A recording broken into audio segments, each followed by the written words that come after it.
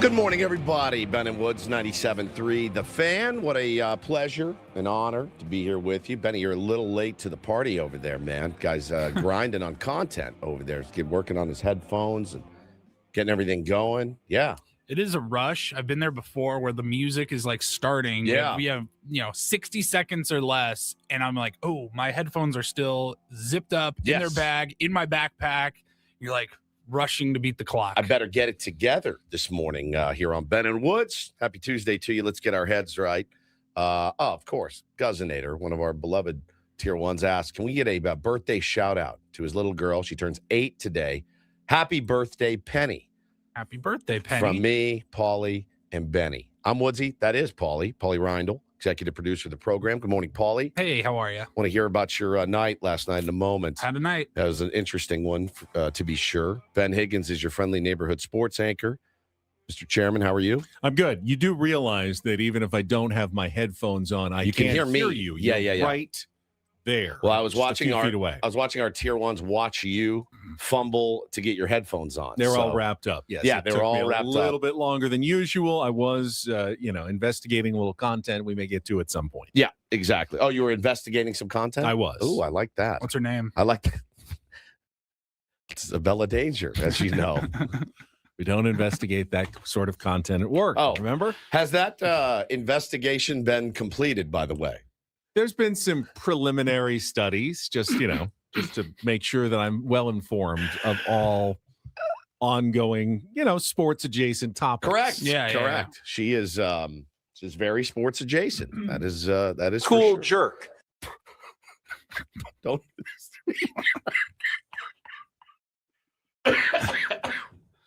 do this to me. I swear to God, I can do I need a 4-hour serious show because every time I laugh, it feels like I'm going to hack up one of my lungs. And I have the feeling on a day like today, I'm going to be laughing a lot. Oh, I just have that weird. feeling because it's so light out there. It's so, not the real world's very heavy right now, but the sports world is very light. And especially here in our fair burg of San Diego, it's just very, very light right now. And so we were texting last night. I go, hey, listen, at the end of the day, this show always figures out how to be entertaining and have a good time. And that's what we're going to do today. So it may get a little bit silly. I was 50 years old when I found out this. I was going through the rundown this morning. And it's National Chocolate Cake Day. It's National Geography Day. It's Punch the Clock Day. Speak Up and Succeed Day. And then I said, what is Thomas Crapper Day?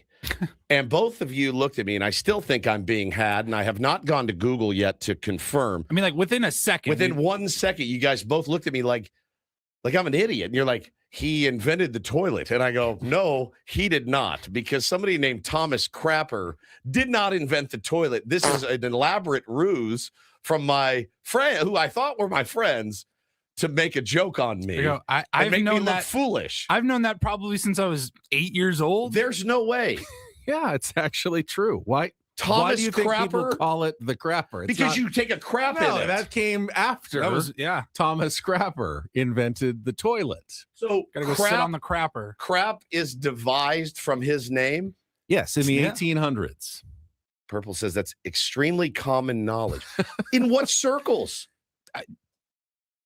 I don't know. I've known that my whole life. Circles. General trivia circles know that Thomas Crapper invented the toilet. I promise you, people are going to think you're faking this. Now. Dude, on my children, it's the first I've heard of it. So technically, Thomas Crapper was an English plumber and businessman who worked in the water closet industry and held 9 different patents.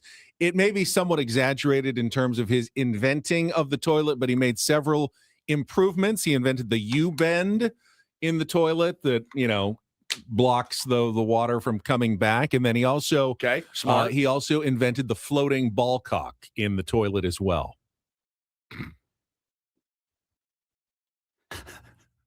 Is that the thing that in the back? Yeah, that goes up and down, that got It has little the chain. stick. So the and water then makes it rise to the top, and then it stops when it gets high enough. Yeah, Is there a worse? Somebody just said this has to be a bit. It's not. it's true. It's not. Is there a worse feeling than when you go to flush the crapper and you hear the cling, you hear the chain fall off, and you go, oh God, here it comes. And first of all, you have to lift the 60-pound heavy-ass porcelain thing. Find somewhere to put it. Balance it on your toilet. Move your legs around it so that you don't knock it over. Reach down into that greenish, minerally. Pull that pole up. Is that called the ball cock? Well, there's the rubber stopper is there. The chain, yes. and then you have to attach it to the ball cock. Right. So he also invented the floating ball cock in the toilet as well. So you have to reach down, take that chain, hook it back into the ball cock, then lift that big old thing, put it back on. It's just one of the worst moments of your day. And then you have to go sanitize your hands like you're going into surgery. Now, and technically, that water doesn't touch the bottom water. Doesn't matter. It should it's just still be in a crapper. It's the same as the water coming out of your sink, theoretically. Theoretically, it is, but it's still the back end of your toilet. It doesn't at the end of the day. It doesn't feel. I know it doesn't, but it's basically sink water. It doesn't. That's before it goes down into the bowl. It doesn't feel the same. As Joshua says in the chat, if you haven't experienced this, it's probably the most anxiety I've ever gone through. When you flush and maybe you hit the thing too hard and it jogs the chain loose and you hear that clink, you hear it clink to the bottom, you're like, damn it. Should I just leave this for the next person? Should I leave this for my wife? We have the opposite problem where you flush it and then the chain gets caught and then you hear it like continuing to run and run. And then you have to disentangle the chain. So the stopper will actually go back down and the tank will start filling again. So it'll eventually turn off. I feel like the biggest moron when that happens. And I like lift the lid of the tank and I'm just sitting there staring at it. I'll like jiggle the handle. Like, is this I think this is doing something. The jiggling of the handle. Not doing anything. Satan's Blowfish says, I'm surprised to hear Woods doesn't have a smart toilet with a bidet. I do have a bidet. It attaches onto. It's a separate. That's what I have too. I have the attachment. It goes across the back. Yeah, but I still have the ball cock in there, and I still have the chain. And ours, I'm going to tell you, I'd say I probably have to do that. I'd say 4 to 6 times a year at least, that's a lot. That's a lot of time you're reaching your hand in the back of the toilet. So, Thomas Crapper, I barely knew ye. I have no idea. I'd never heard that. I wish you guys could have seen their faces. They both looked at me like, hey, dummy. You said he invented the toilet. You go, what is National Crapper Day? No, Thomas Crapper Day. Thomas Crapper Day. And I go, oh, he invented the toilet. And Ben goes, yeah, he invented the toilet. I'm like, you guys are putting me on. This is as our music's playing for the show. Yeah. Like 6:01. It's incredible. Thomas Crapper devoted his life to making your experience a better one. Right. So we owe a lot to this man. We celebrate Thomas Crapper on this show. I mean, I always think about if you had to go back and live like in the 1700s. Oh my God. That would be the worst part. They had no toilet, the sanitary technology. Right. So you've got to imagine it just smelled everywhere all the time. Imagine you're in the 1700s and you venture out with a couple of buddies to grab a pint and a young lady catches your fancy and you decide, you know what? We're going to do what adults do. Let's go back to my place. What's it like for both of you? Are you both just repulsed, or is that just what you're I guess used you're just to? both used to it. There's no everything was. There's no Manscaped back then. There's no special salve for smell good. Like there's no. Brian wipes your butt, dude. Like in weeks. You wipe it with like a corn cob or like an old newspaper, a leaf. It's a nightmare. It's a total nightmare. It was probably very mechanical back in the day. There probably wasn't a lot of foreplay and things like that. It was probably just like, why don't we just get to it? Let's just get to it and let's get this over with. Instead of, hey, I'm going to spend a little time on you. You spend a little time on me. I think it's probably not. It probably wasn't awesome. And you hear those stories. You read those stories about the kings of England. They'd have 25 women at a time. You're like, really? Okay. Oh, we owe a lot to Thomas Crapper, man. Logistically, I just don't see how it worked, to be honest. I don't really want to know. I really don't either. But yeah, Thomas Crapper, we celebrate you. National Thomas Crapper Day because it was on this day 116 years ago that he passed on. So I think it's only right. Yeah, for sure. That we give him the royal treatment. And I really hope we can see more unity and more peace when already things are so difficult. So, shout out to his family. I mean, he's not, in my opinion, now that I've just found out about him today, he's not celebrated enough in this country. Totally agree with you. He's not celebrated enough in this country. And it's funny how everything ties in just brilliantly and beautifully. I've got 2 more tie-ins to the plumbing world and toilet humor. If you want to know, Ben, where my head as a human being and really as a father is, this Instagram clip that I saw last week that I've watched with my sons 50,000 times since. This is where my head as a human being is. Just listen to it and see if you can discern what is happening.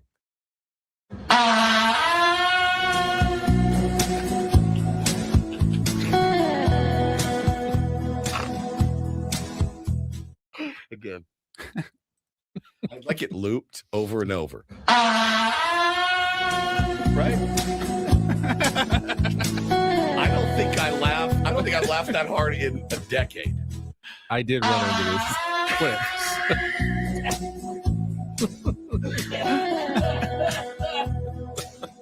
Just so you know where my head is at as a human man and a father and a 50-year-old man. Bo and I watched it. He had snot coming out of his nose. He was laughing so hard. Can I just say again, one of those clips that I heard and I loved it. I was so delighted by it. But I was also fuming mad and jealous of that person's brilliant creativity. But why were they recording? I don't know.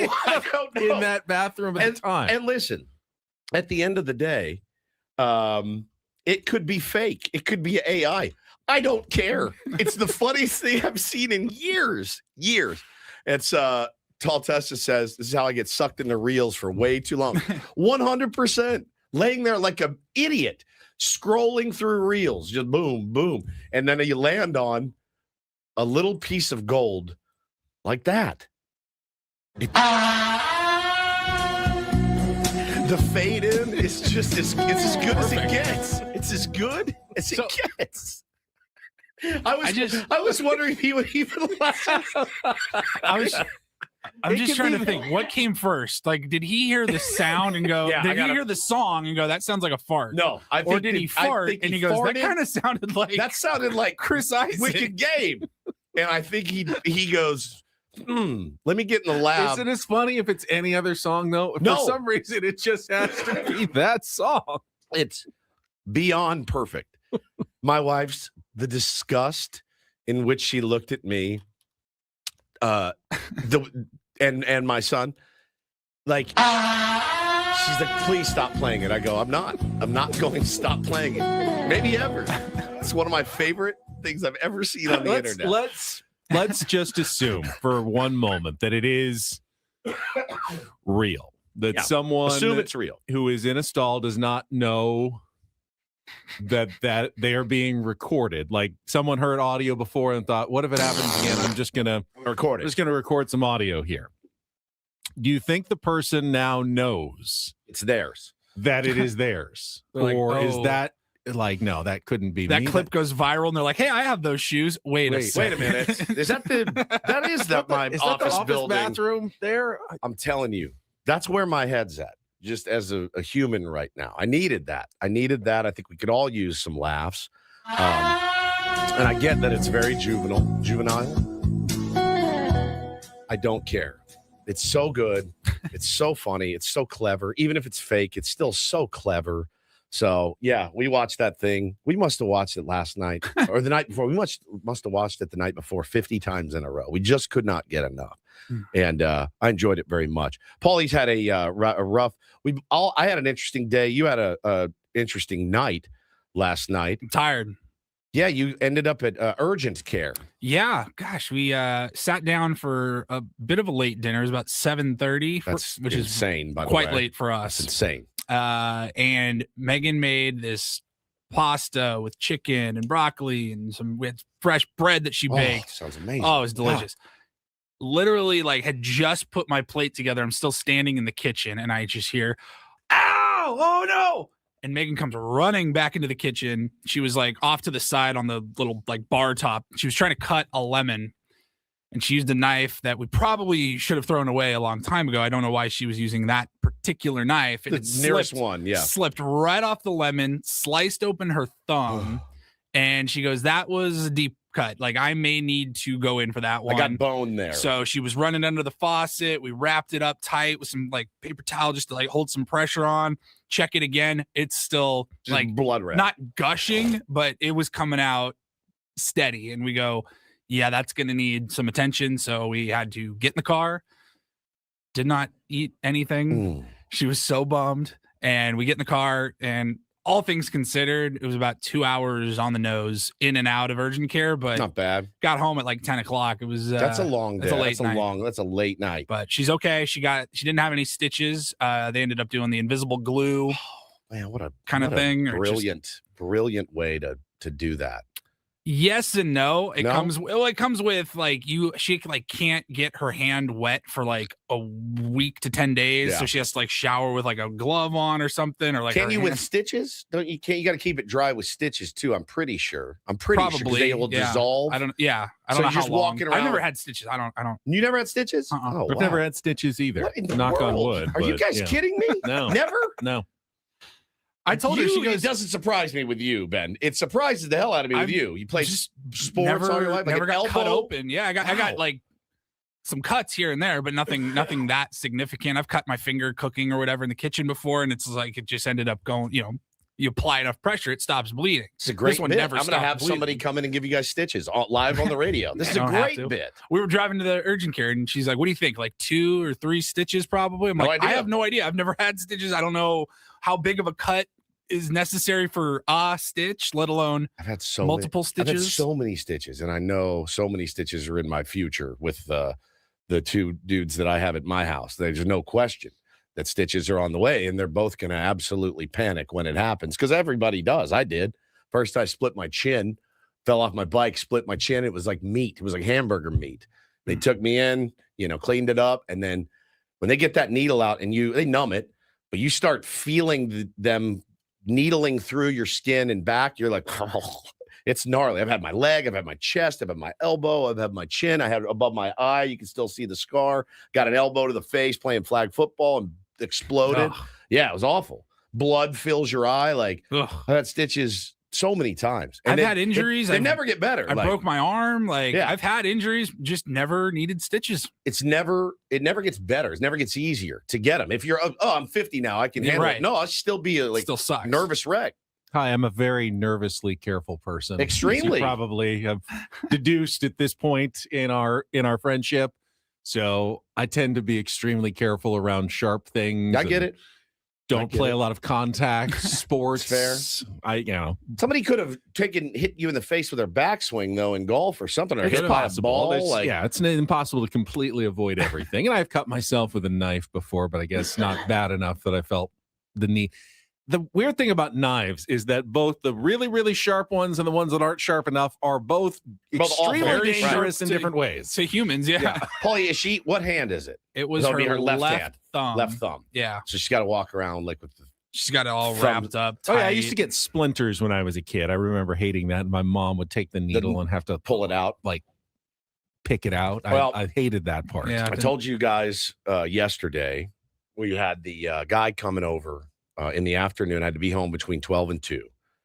For the guy that's coming over, we've got a leak in our ceiling, right? And we couldn't turn the heat on. There's a leak. There's mold now up there. It's great. It's great. It's been a fun experience for the Woods family. And one company came out. They kind of screwed it up. Guy came out. He's going to fix it yesterday. So you know what's happening. I'm out of the loop on these things. I'm also out of the loop on these things even if I lived there by myself, right? but my wife has been handling this because that's what she does and I don't. And guy showed up, knocked on the door, and it went exactly like the Nate Bargatze story that I told you guys yesterday. My wife is the man of our house. And it can become hard because she'll hire someone to fix something and they always come talk to me. Correct. I just think they're used to talking to husbands and they come to me and I'm like, I don't know why you're here.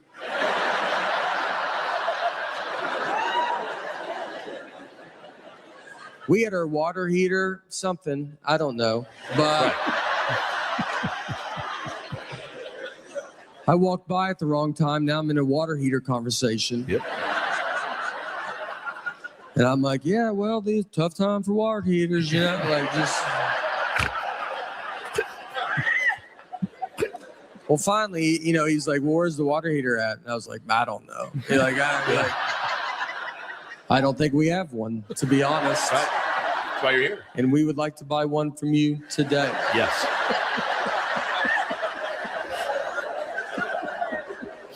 So if we could go out to your truck, I would love to pick one out. Yep. And he was very confused by this. He didn't know what to say, but, you know, it's a new time. So he was like, is your husband here by any chance? Yeah.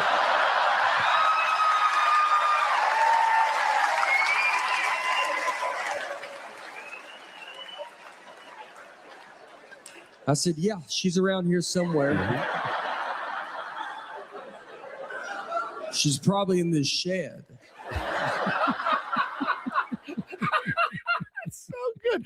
So you think I'm lying? Read that text that I sent in blue right there when I sent to my wife. Where is water shut off? Thank you very much. Guy asked me, hey, where's the main? I go, what? He goes, the main water shut off. I go, isn't it usually around where you came in? No, hang on. Text her, where's the water shut off? She's like, it's in my gym by the thing. Just have him turn the lever down. I go, oh, okay. And then, so I did that. Just asked him, I'd be like, where do you usually find? Where do you think? I'm testing you. I'm paying you. Yeah, I'm paying you. I know. I don't want to tell you where it is. Let's see if you could earn your money today. You tell me where the water shut off is. Any standard guy should know exactly where it's at, right? So why don't where the you pipes show come me into the house, of course. You're right. Yeah. So she told me, and he went over and shut it off. And I told him, I said, hey, I'm going to be in my office working. I'll have my headphones in.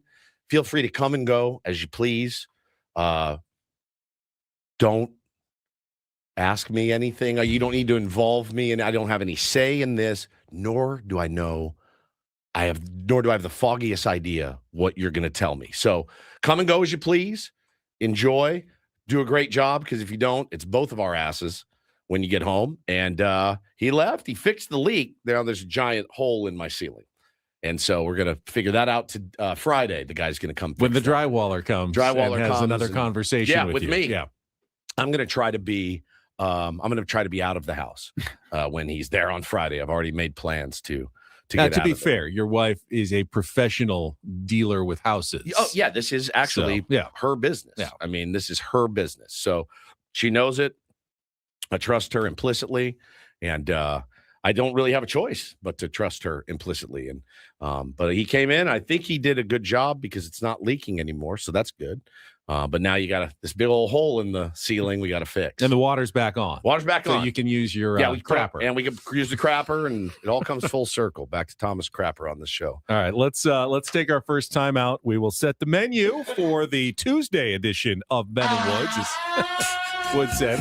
It's going to be a little light today, but we've got some Padres stuff to get to here in our next segment. Not even a little bit. Oh, it's all speculation. Right. Of course. I love it's not speculation. actual news. It's all speculation at this point, but we are exactly 2 weeks from pitchers and catchers reporting. Yes. 2 weeks from today to Peoria. So we're getting close. We'll get to all of that after a check of traffic with Kelly Danick.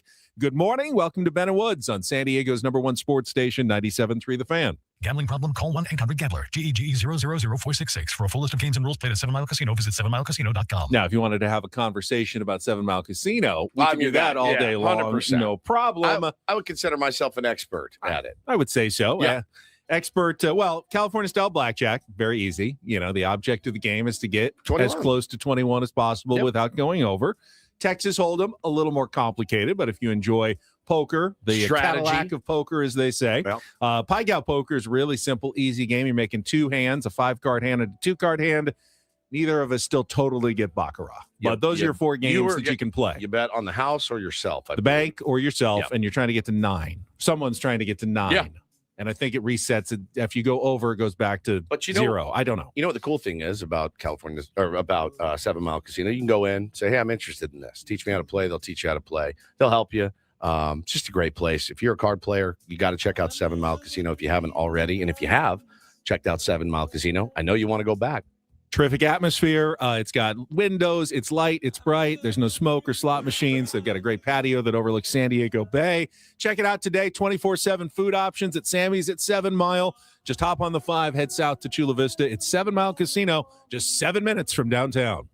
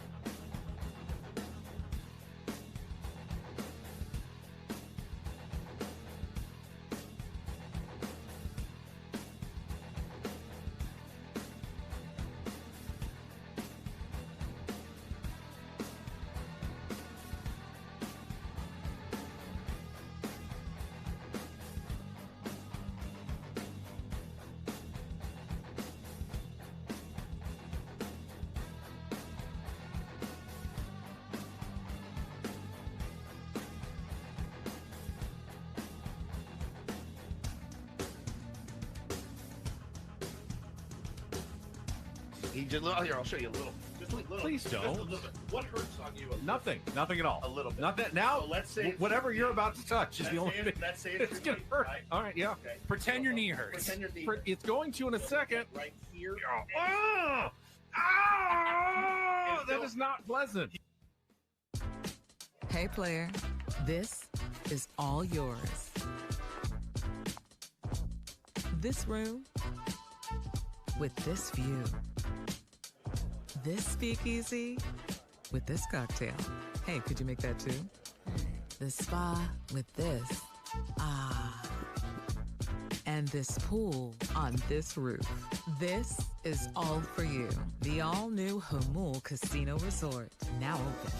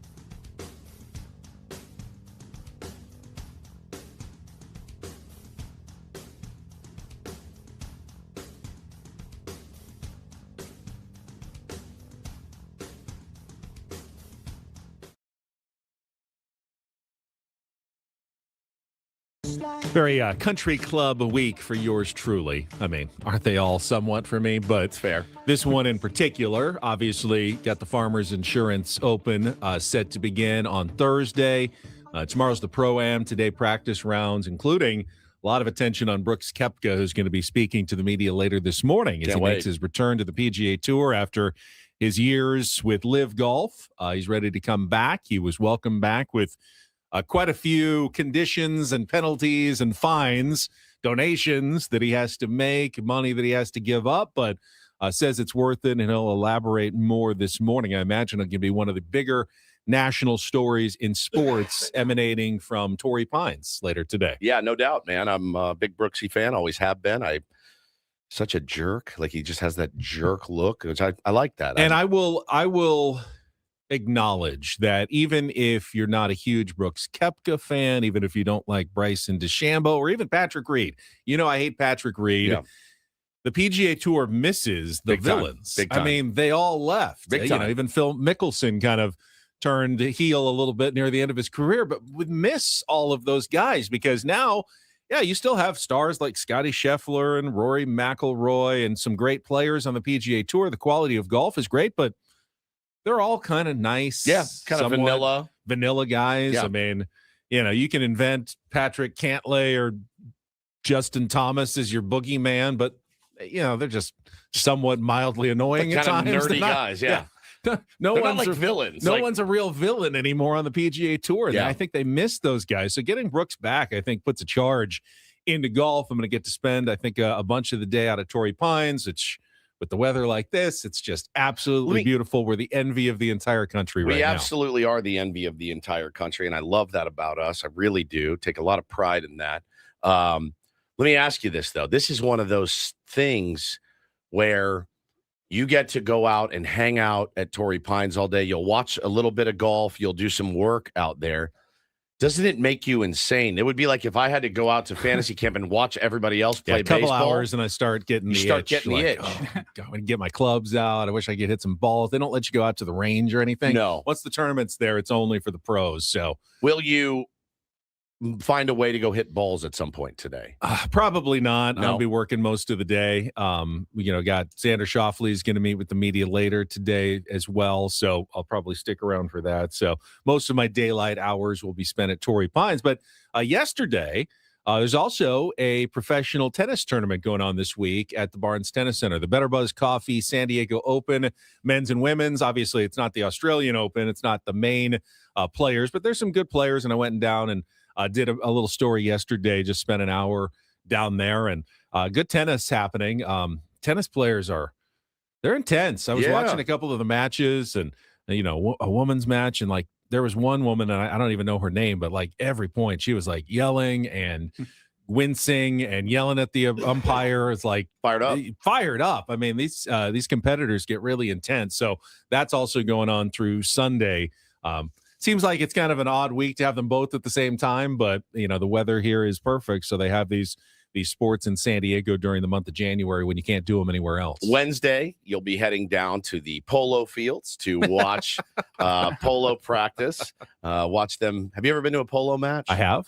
Not surprised. I thought I've only seen them like on movies. Well, they used to have them regularly yeah. at the polo fields at Del Mar. Yeah. They're right there. I drove by them every single day on my way to school. I'll say this about polo. It looks incredibly difficult. Like, I want to cast aspersions because it's like, oh, look at me. I play polo. It looks incredibly hard. You're on a horse, by the way. You're on a horse with a long mallet, and you're whacking the ball and trying to score a goal, I'm assuming. Do they call it a goal? Correct, They probably yes. don't. Yeah, They probably call it something else. I know that they call their intervals, they're not quarters or periods. They're chuckers. Chuckers. The chuckers and polo chuckers. Have you ever ridden a horse? I have ridden a horse very, very, very slowly. It's not that great. It's not that fun. It's not that fun at all. And I can't. You've heard the term saddle sore? Saddle it's sore, a real thing. Right? Paul, have you ever ridden a horse? No, never ridden a horse. It's not great. Yeah. It's not. It's scary.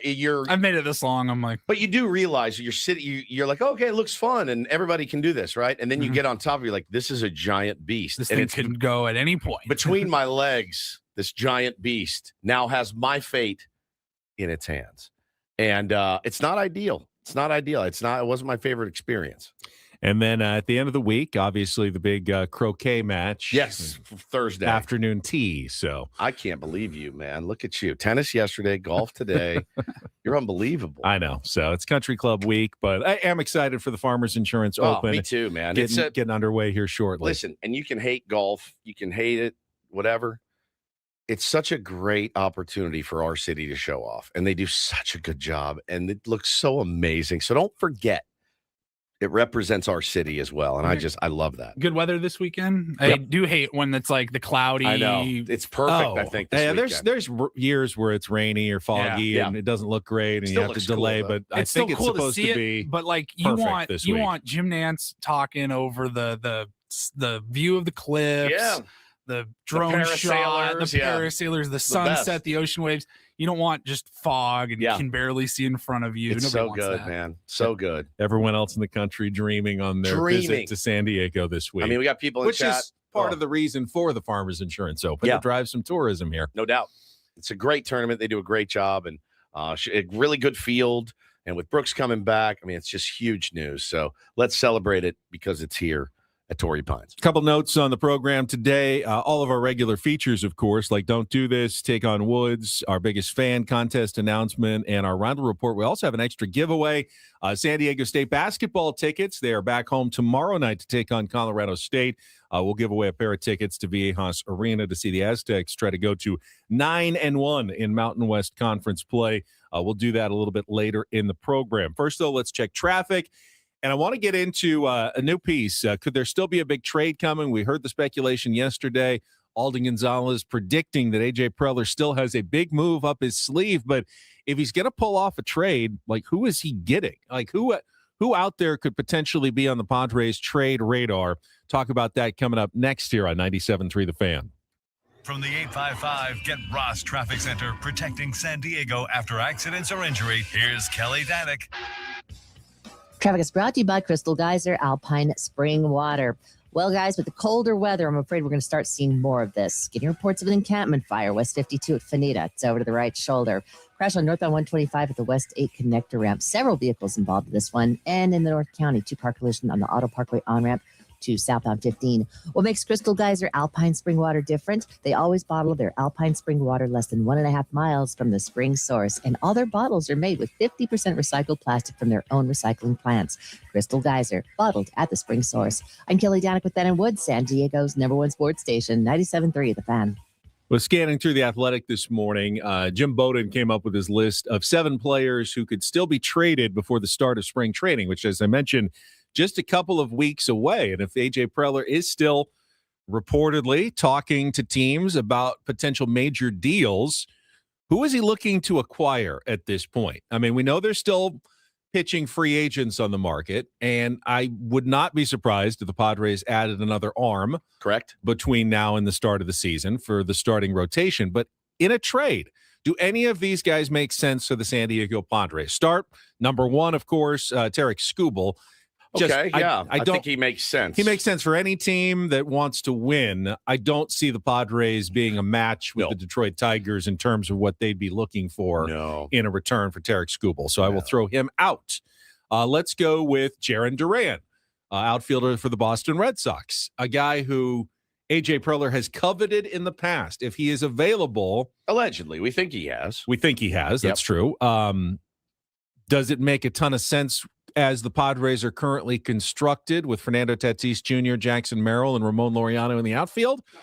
Not a lot, but they need another bat and another player. And, you know, you could always move a 4th outfielder or rotate him around as a designated hitter. So, man, I'm not going to completely rule out the possibility, if the Red Sox are still looking to trade him, that A.J. Preller has been interested in the past.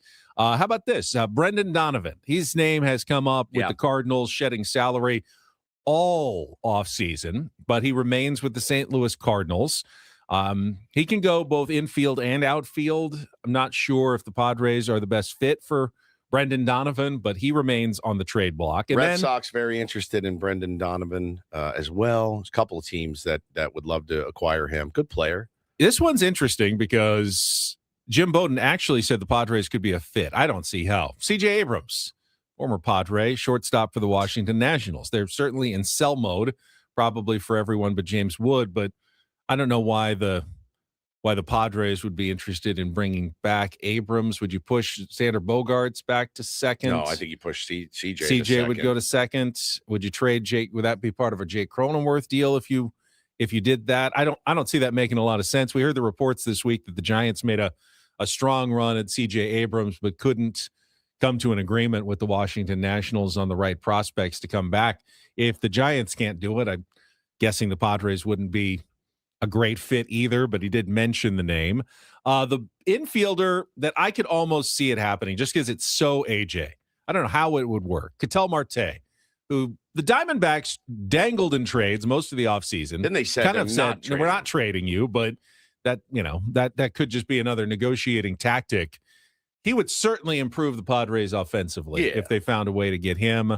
You could certainly find a place for him in the lineup every day.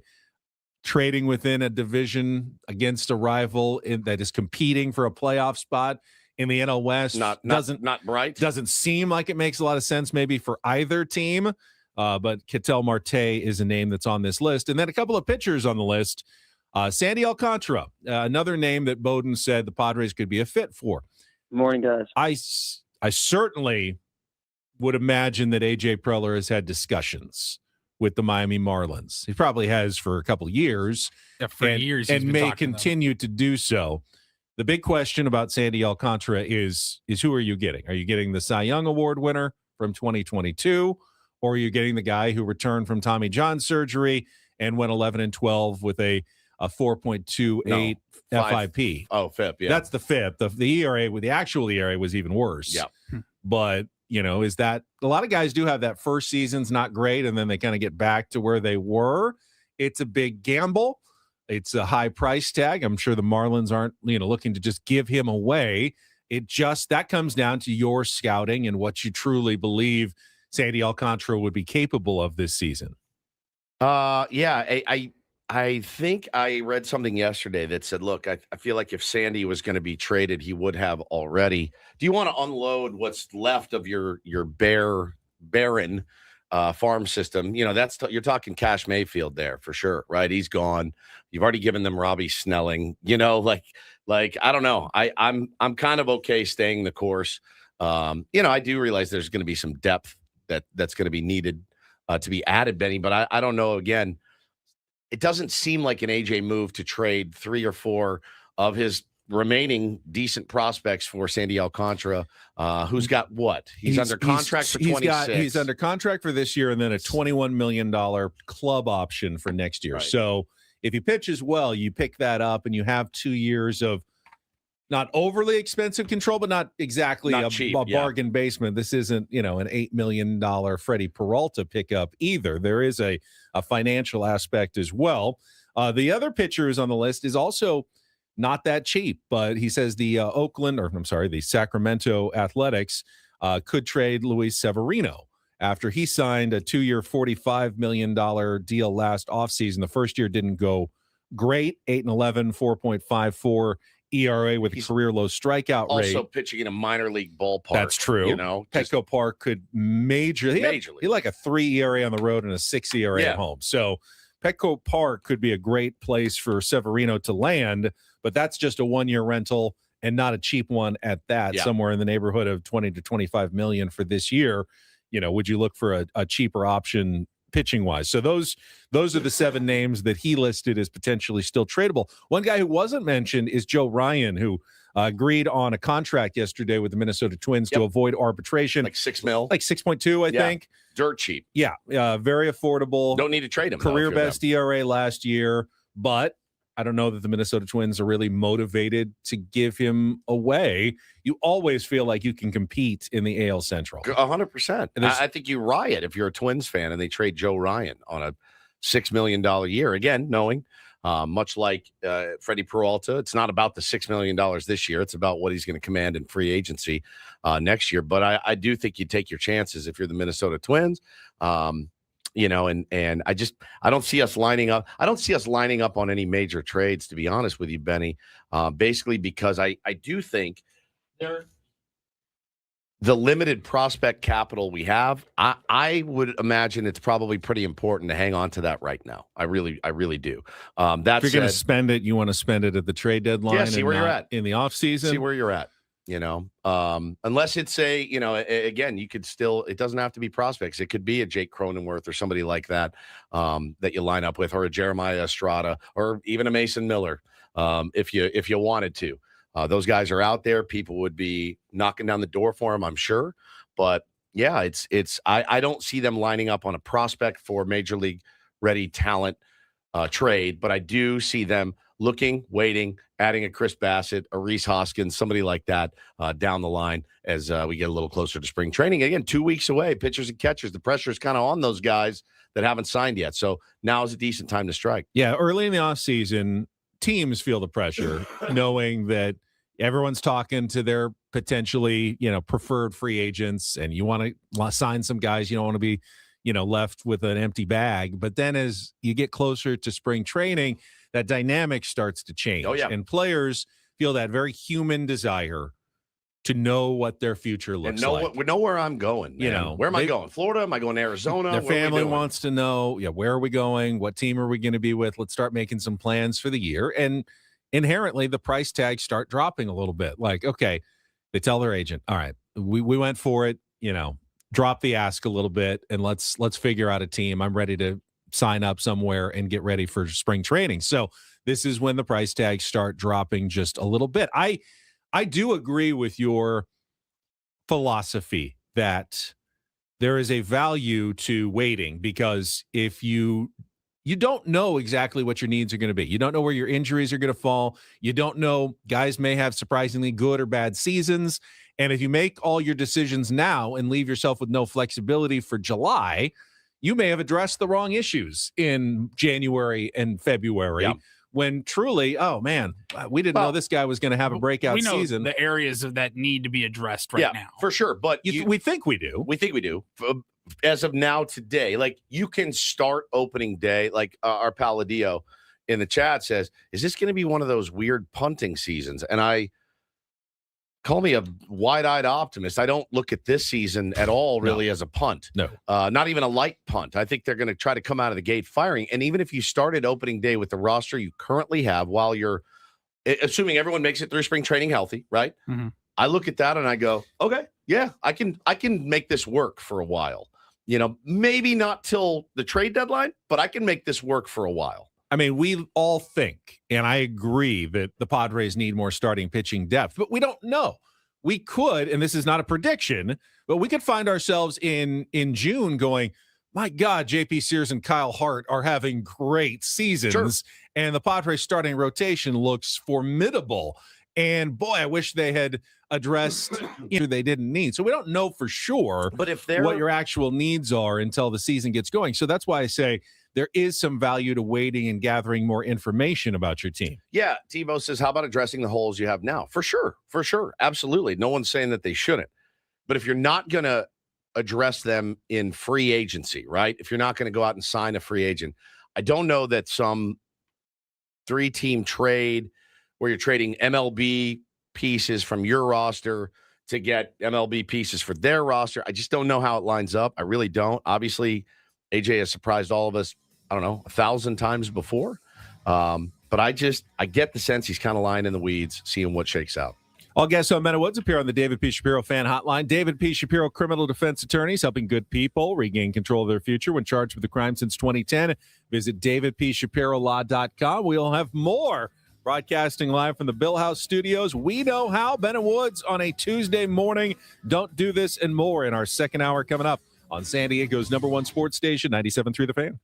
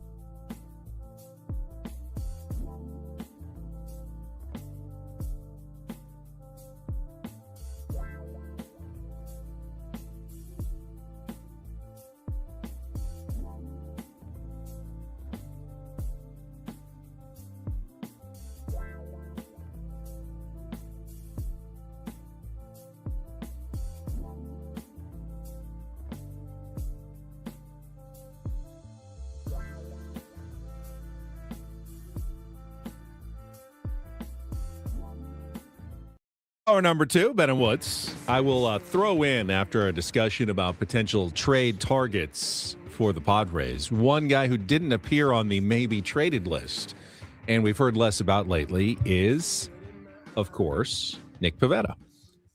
I don't think Nick Pivetta is going to get traded. I sure hope not. At this point. So much talk early in the offseason about a Nick Pivetta trade, but it has died down quite a bit. I hope it stays dead. I agree with you. I hope it stays dead. I guess there's two ways of looking at it. You just signed Michael King, so it would be a wash if you got rid of Nick Pivetta, if you moved Nick Pivetta, and then you see what you can, what areas you can address. I look at that and go, that's one step forward and then 2 steps back, right? Right. That's how I view it. You can't. We just talked about is this going to be a punt season? Moving Nick Pivetta just does not feel like. It feels like it's the punt season, right? Well, I mean, literally, unless you could get some team to give you you'd have to get a haul, a massive haul for 1 year of Nick Pivetta with guys ready to contribute to this season. Correct. Yeah, because it's not like you have. It's not like if you lost Pivetta, he's arguably your 1. He's your opening day starter, maybe your 2 behind Michael King if Michael King's healthy. Right. He's probably your 2. Even Michael King has 1 good year. Is he going to be here in 2 years? Right. I don't know. Exactly. So I don't know. I don't think it makes any sense. I kind of got it at, when it was like, hey, we're going to deal with the Mets and we're going to go get Sproat and Jonah Tong and we're going to get these young, controllable fireballers. Yeah. Fine. All right. I could maybe be swayed on that. But now after you re-sign Michael King, I go, okay, well, let's go out there and try to win a wild card, I guess. To me, the Padres season, at least as I view it right now, has a fairly wide range of potential outcomes. And the pivot players are Michael King and Joe Musgrove. Yeah. If Michael King and Joe Musgrove both come back and have healthy seasons in which they make the majority of their starts, 25 to 30, and pitch the way they're capable of, both of them capable of being, top 15 pitchers in the National League, I don't see any way the Padres are going to be bad. They're going to be a very good playoff team. But you can also say, can you count on either of those guys to make that many starts, to pitch that effectively?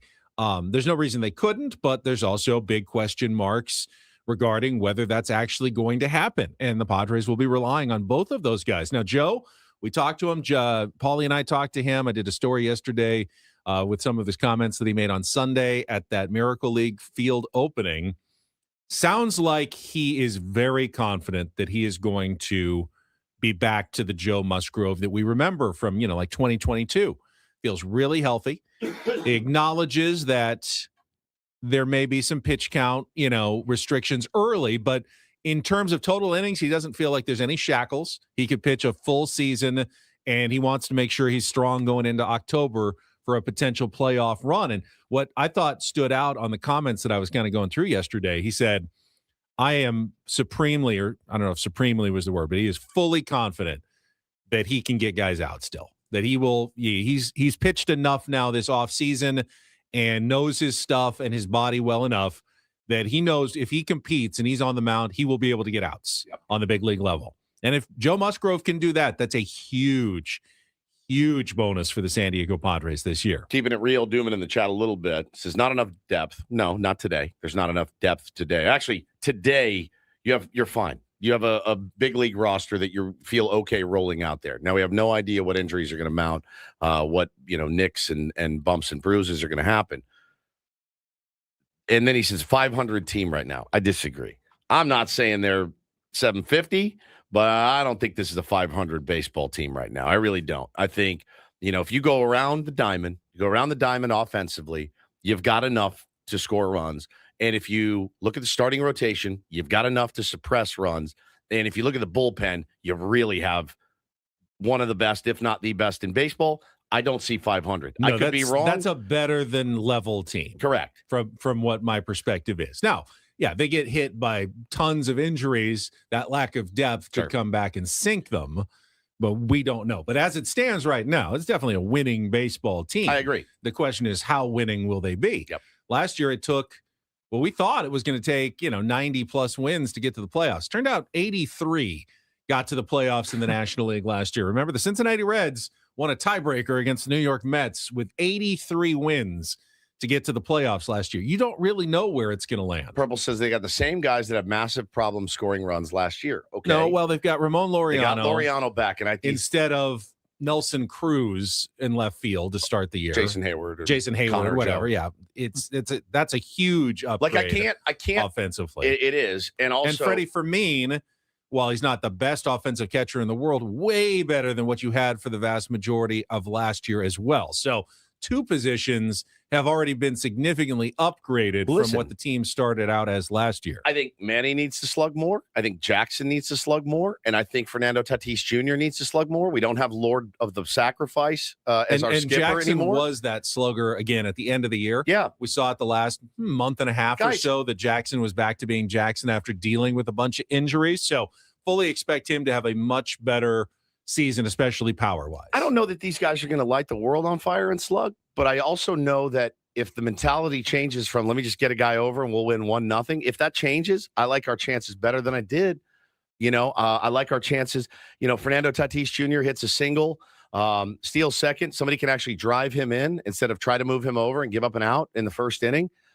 Like the mentality of the team, if it changes into more of a, hey, we're here to eat. We're good baseball players and we can hit well. We can slug. We also have a new hitting coach. There's going to be a new offensive philosophy, I hope. And I'm banking on that they're going to slug better and hit more home runs than they did last year. Because again, Laureano helps tremendously. I'm also curious what Xander Bogaerts shows up this year. Yeah. I wouldn't mind second half Xander, no doubt. Xander. He seemed to be fairly locked in. Again, I'm not going to expect him to hit 25 to 30 homers, but I can expect him to hit 280, 290 with 18 or 20 home runs and a lot of doubles and, play some good baseball. He does that. I think you've got the basis of a really offensive, a solid offensive team, not the best in the league by any stretch, but one with your bullpen and enough starting pitching at the top that it should be a pretty good team. I mean, again, had we added Pete Alonso, would I be feeling better? Yes, of course. Absolutely. Kyle Schwarber. Of course I would have been feeling better. No question. But we didn't. So I do look forward to seeing the San Diego Padres offensive philosophy this year. I do think it's an important topic. I do think it's going to be different than it was under the previous regime. I do. But I know these guys are capable of more than what they showed power-wise and slug-wise last year. I know that. And I think they know that too. Gino would be great. Eugenio Suarez would be a phenomenal add to this team. You want to improve slug? It's right there. It's right there for you. I do feel like how much he's going to cost, but oh my God, he's a buy high option right now. I don't think you're getting anywhere near as good as he got last year, and you're going to have to pay for it. I'm not opposed to it 100%. I just would 1 year deal won't kill you, man. I would temper my expectations if he is available, like on an approve, like 1 year deal. He wants a 1 year. No. It would be a high. It would be a high deal, but maybe he'd want to be a free agent again next year and show one more year that he can do it. But that's definitely someone who instantly fits with what the Padres need. DH, first base, absolutely, without question. But let's go back to what we were.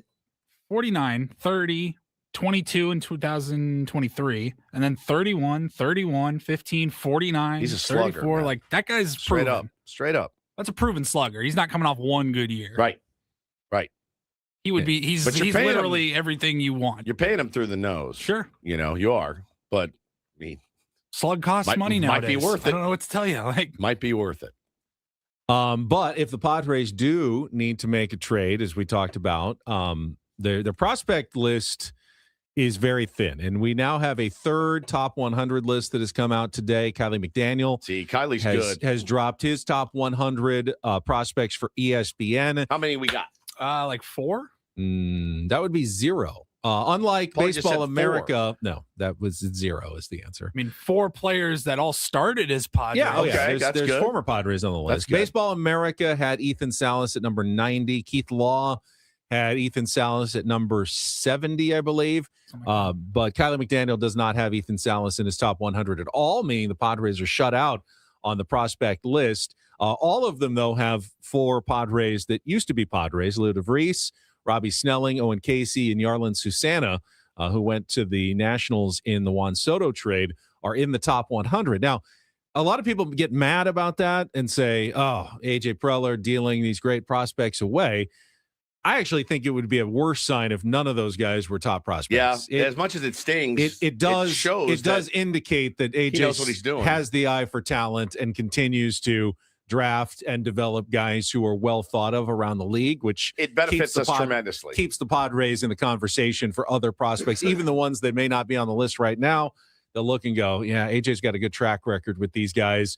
I want to deal with the San Diego Padres if they're looking for something, because these guys always end up being pretty good prospects in a year or two, even if they're not right away on the top 100 list. So I'm not mad that all those guys are on the list. I'm also not mad that, of course, Ethan Salas is going to drop. He didn't play last year. Right. I mean, almost none because of the stress reaction. I broke my back. In his back. So, of course, he's going to drop. I saw him. We saw him out at fantasy camp. I will say this about young Ethan Salas. He's growing into his body. He was very young when we saw him the first time 3 years ago or whatever. 17. And he looks strong. I did not get to see any of his field work or any of his hitting or anything. Don't know exactly the status of Ethan. He's not, how old is he now? 20? Not even. You're good, dude. He's not fighting bust status by any stretch of the imagination. Like, he's 19. He won't be 20 until June. Okay. Like, he's good. No one really would expect him to be in the big leagues for another 3 years or so, even on an aggressive timeline. So this year will be about, basically getting, making progress. And if he does so, he'll come back to the top 100 prospects. He'll rise up on the charts again. I mean, he has not lost the core of what made him a prospect, and that is his great hands, his great feel for the game, his defense. He did not get a chance to hit last year, so he didn't develop any more hitting. He's behind in, a little bit in terms of that curve, only because he's been it's been in the system for 3 years now, but he's still, again, 19 years old. 19, guys. He does not have to be a finished product at this point for him to still have a very promising future in the Major League Baseball, either for the Padres or wherever. So, you follow Ethan Salas, but this would not be a good time to trade him. At his lowest. Yeah. This would be trading him at a very low point if you were going to give him up. Now, I think you just kind of continue to develop him. Hopefully, he makes strides this year and pops up and increases on those top 100 lists at this time next year. No doubt about it, man. So, patience is kind of the word with Ethan Salas, as it is for, most prospects right now. Ray Darko says Jorge Quintana will be a top 50 prospect next year. No question. We were just talking about him at the break. He's the guy the Padres got in the Brandon Lockridge, Nestor Cortez deal from the Milwaukee Brewers. That's unbelievable. He's unbelievable. So he said, hey, we need to get Leo Dallas DeVries. We've got Leo Dallas DeVries at home. His name is Jorge Quintana. Like, honestly, projects in certain areas better than Leo. Wow. Right? So who wrote these lists? Kylie McDaniel, who's really good. Kylie McDaniel, Rain Dog, wrote that list, and he knows his stuff. No question about it. So I believe our pal Clark Farrenhold is working on his Padres prospects, his top 30 or whatever. I was texting with our pal John Conna from Mad Friars. He said Clark's, I think, will be done this week. We can grab him, put him on, and talk to him. All right. Let's take a timeout. When we come back, we'll get to Don't Do This, including one of the more mystifying Pro Bowl selections that we've seen in recent years. Plus, sad news coming out of the Washington Post for anyone who's a sports fan. That's a bummer to see. We'll get to that coming up after a check of traffic. Ben and Woods on San Diego's #1 sports station, 97.3, The Fan. First, though, January, it's not too late to start acting on your New Year's resolutions. I don't care what the calendar says. Don't give up just because you haven't really gotten started with your weight loss goals in 2026. Even though it's January 27th, you can still lose weight and lose weight fast with SDFatLoss.com. And you can still take advantage of their New Year's special extended due to popular demand at the end of the year. Get 20% off the program for their best prices of the year. And they will teach you how their system works to lose up to a pound of fat per day and 10 to 20% of your body weight in just 60 days. When I went through the program, I lost 40 pounds in 60 days, and I did it by eating regular foods, chicken, steak, vegetables. It's up to you. stuff you're normally preparing from the grocery store. Do it in the right portions at the right times. You lose weight fast, and that makes it so much more sustainable. I'd done the other programs, ate a bunch of bars, occasional shakes, didn't like it.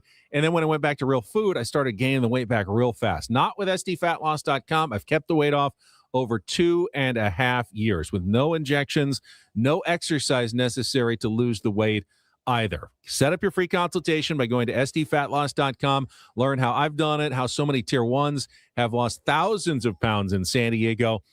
It takes just 2 months before the baseball season even starts. You'll be a new you at SDFatLoss.com. That's SDFatLoss.com. Results may vary.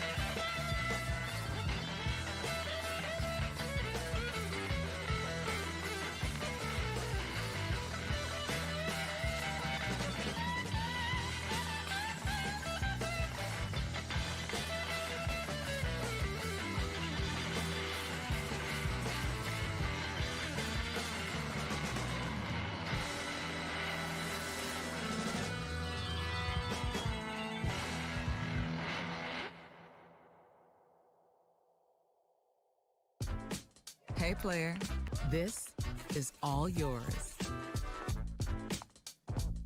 This room with this view. This speakeasy with this cocktail. Hey, could you make that too? The spa with this. Ah.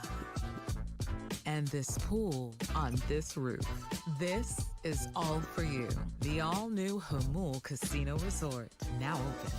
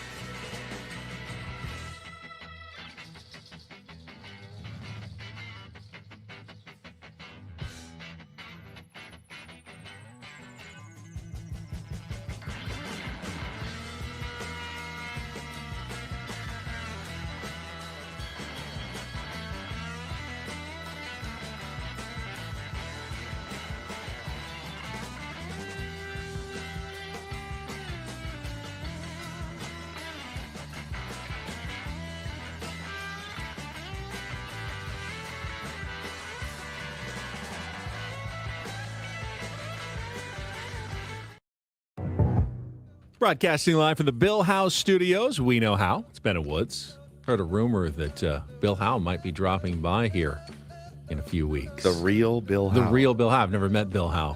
I have met him once. Have you? Yeah, one time. I'm terrified. Bill and his wife, I believe, are coming by. He's like a real celebrity. Huge in San celebrity. Diego. My kids want to know if I've done their version of the jingle for him yet, and I haven't yet. I mean, he's a new sponsor. Yeah, also might get in trouble. I don't know that he'd appreciate. Don't know. Wiener Howe. Does he take it very seriously? Or? I mean, I would imagine, right? You're going to need to get video, not just audio. Just audio. Your kids are very cute. We can talk about like U-bends and ball cocks with Bill Howe when he joins us. I bet he knows who Thomas Crapper was. I bet he knows his way around U-bends and ball cocks and Thomas Crapper and all of it. Don't Do This brought to you by Dixie Line Lumber and Home Centers, helping San Diego homeowners and contractors fix it, build it, and enjoy it. Well, since we are living in the era of outrage, I am outraged that Shedeur Sanders was added to the Pro Bowl roster for the AFC. I mean, why? Not because no one really cares about the Pro Bowl.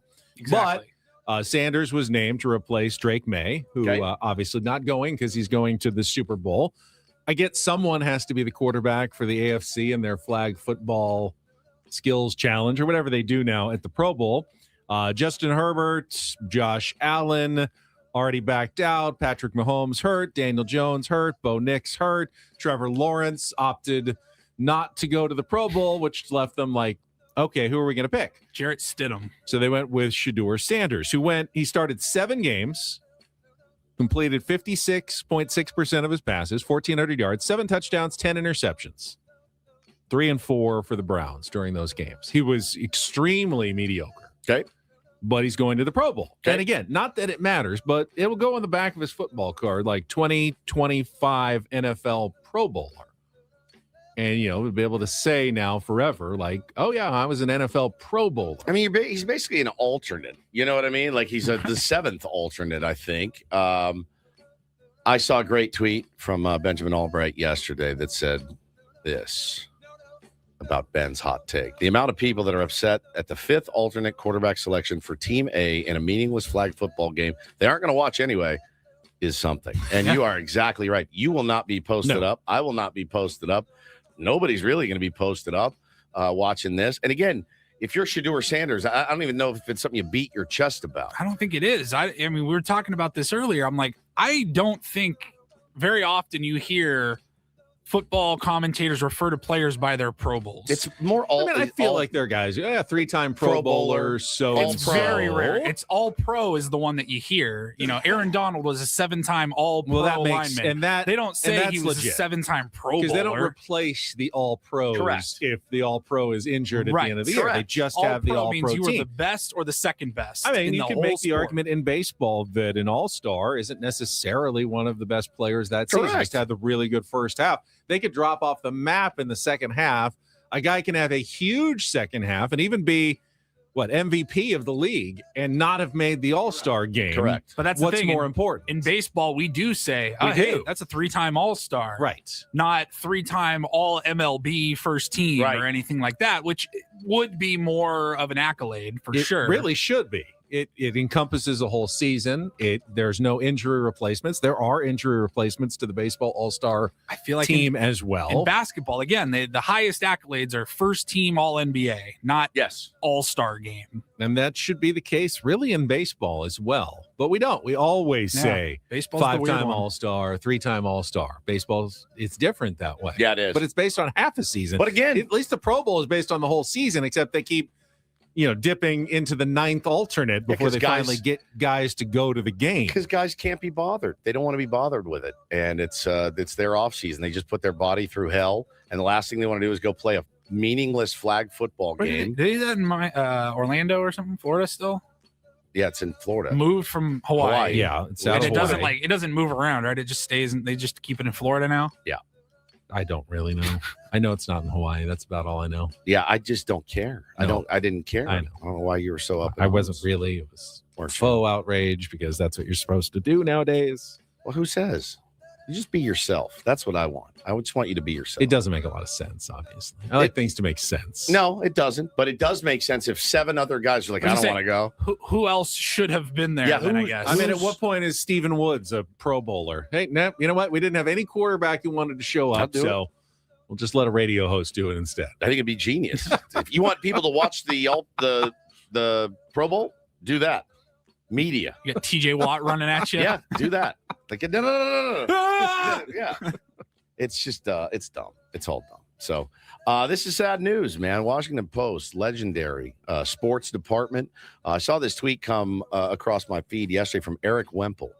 Eric says, more on the WaPo situation. Sports section was told not to book travel arrangements for its Nationals beat writers to cover spring training, according to two sources. There are two beat writers for the Nationals. And as of now, the Jeff Bezos, by the way, worth $7 gazillion trillion. It's like, let's cut sports from the Washington Post, by the way. With legendary. It's been around forever. I texted Major Garrett. He goes, it's shocking. They're absolute pros. They're one of the best sports sections in the country. And people are rallying around to try to save them. But my don't do this was for this tweet that just got me so good. A guy responded to Eric and said, perhaps the reporters could follow the example of Ronald Reagan. As an announcer for Des Moines Radio, WHO, he offered to pay his own way to cover Chicago Cubs in spring training in California. Also arranged a movie studio audition on the trip. Good luck to all. You know that was in like 1930, where it probably cost him $40 to travel across the country to... How much for a train ticket? That's 2 bits, sir. Yeah, 2 bits coming right up. How much for one of those Coca-Colas there? Nickel? A nickel. Wow. I'll take 2. Now, Adam, I know you're listening right now. Don't get any ideas. What if he came to us? This is the funny part. I shouldn't say this in the air, but I will. He goes, hey, you guys can go to spring training. You got to pay your own way. All right. He loves us going to spring training. He does. He gets a lot of interviews. He gets a lot of interviews. Those, yeah. I know. I'm just saying. I'd do it. To go to spring training? 100%. We can make it work. This is the tough thing. You feel like people love sports. They can't get enough sports coverage. Why can't newspapers make money off of that? What's the problem, right? I mean, people are interested in sports coverage. Our boss Michael in the chat says, I think it's a great idea. Thanks, Woods. Great. Fantastic. Here's the problem. We'll go out to spring training and we'll do our, 4 days, and we'll get a lot of interviews, but the kind of thankless job, the ones that Kevin Acee, Dennis Lynn, Sammy Levitt, AJ Cassavell, Sammy Levitt, the everyday, because you never know when news is going to break, and you really do have to be there covering the team on a day in, day out basis. And that's expensive, especially when you're traveling in the regular season. Sammy, he's there for spring training, but he doesn't travel for the regular season. We have Jesse and Tony who are going on with the team, but that's paid for by the team because they're team broadcasters. It's not cheap to send Kevin Acee, Dennis Lynn to every single road trip, hotels, plane flights. They have to arrange their own way, and the coverage becomes very expensive. But if every single media entity, newspaper, everywhere just decided it's not worth it, then you wouldn't have this coverage anymore of your teams. You'd miss it. You'd miss it badly if it all went away. It would be terrible. It really is the catch-22 because no one really wants to pay necessarily enough for what it costs to do it, but everyone would miss it badly if it was gone. Yeah, look, if you own a newspaper, and you cover sports, I think that's one of those, I don't want to say necessary evils, but that's just one that you can't even really consider. Not sending your beat writers to spring training. Man, that is a tough look. Allegedly a lot of layoffs coming there, so you hate to see that beginning of the year, especially from a guy that can certainly afford it. Finally, it's not really a don't do this or a do this. It's just kind of more philosophical, kind of a debate that Coco Gauff brought up. Tennis player Coco Gauff, who lost in the Australian Open quarterfinals on Tuesday. And Gauff has been in the public spotlight for a while now, and she knows, all right, she was mad, frustrated with herself, had a bunch of unforced errors and missed serves, and she was frustrated, but she felt like, I want to keep my composure, get away from the court, walk away and just show, good sportsmanship. And she did. And then she went up kind of a tunnel area where she thought, okay, finally I'm alone. And she started smashing her rackets. She just wanted to get the mad out and started smashing. Little did she know, though, that it was still an area that was caught by one of the TV cameras, and they were able to broadcast the whole thing. And Coco was kind of upset about that afterwards, saying, hey, enough is enough. If I think I'm in a private area where I want to take out some frustration, I don't necessarily think that is appropriate for you to be showing that. It's a dilemma because I agree people should be, even athletes, there is some expectation of privacy in certain areas, but where's the line? I mean, do you have to cross, is there a locker room? You have to get to the locker room. You can't smash a racket inside a locker room necessarily and do damage there. Sure, it could be unsafe to do so inside. She wanted to do it outside where there was no one around her and felt like she could get out that anger and frustration. I have no problem with her getting out her anger and frustration, but I do think in this modern time, there's always somebody watching. Always. She didn't want to yell at her support team. She didn't want to do anything rude. So that's what she thought was a good way to let out her frustration and emotion. But now she feels like there's drones. She was kind of being still a bad role model for kids, and because she was actually shown doing that. I think it's all right. You don't mind? No, I love eyewash. I love eyewash emotion. So Dub says maybe you should just not do it. Yeah, fair. I mean, if you're worried about somebody seeing it, you've already thought far enough ahead to know that I probably shouldn't be doing it. She says, I don't necessarily like breaking rackets, but sometimes you have to get it out, right? That's what she felt like. She just had to get it out. Sometimes you got to slam that helmet down. And as bad as it is, if my kid did it, I'm not going to like it, but I would understand it. I would absolutely understand it.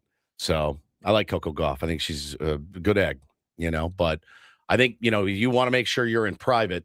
You never make sure you're in private. You need to go into the shower, go into the stall, and just go to town. Go to war on the toilet if you need to. Thomas Crapper, come in, replace it, and you're good to go. And that is don't do this for a Tuesday.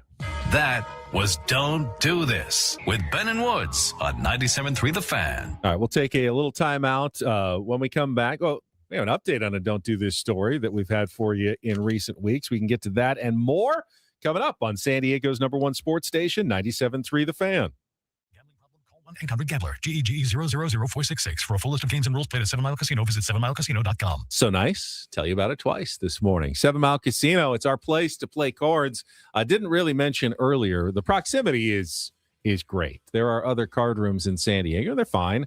They just require a really long trek, usually like a 45 to hour-long drive to get out there, usually a big parking garage, a long walk through a smoky casino, to a room somewhere in the back. And if that's what you want, well, that's fine. But if you're looking for something much more convenient, if you want to spend your time playing and not driving, 7 Mile Casino is the place to go. It's funny, too, when you go to the bigger casinos, you walk in, you're like, I'm lost. I'm immediately lost. I just walked in the door, and I don't know where anything is. Don't know where the California-style blackjack table is. I can hear the slots. Plenty of those around. Where's the pie gout table? Where are they hosting Baccarat? Right? At 7 Mile Casino, it's just simple. You walk in, California-style blackjack, boom, greets you right when you walk in. Texas Hold'em off to your right, pie gout and Baccarat off to your left. You're good. You're good. You can get in, you can get out, half an hour, 4 hours, it doesn't matter.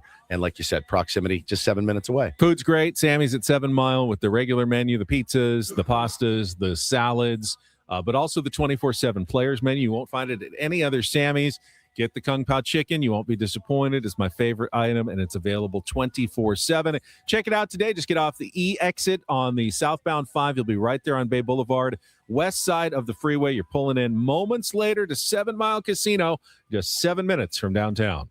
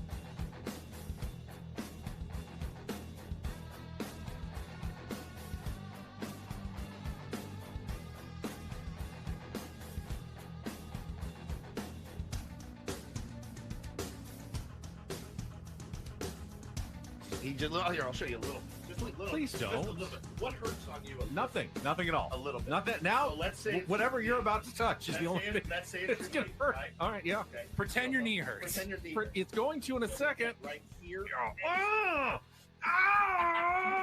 that is not pleasant.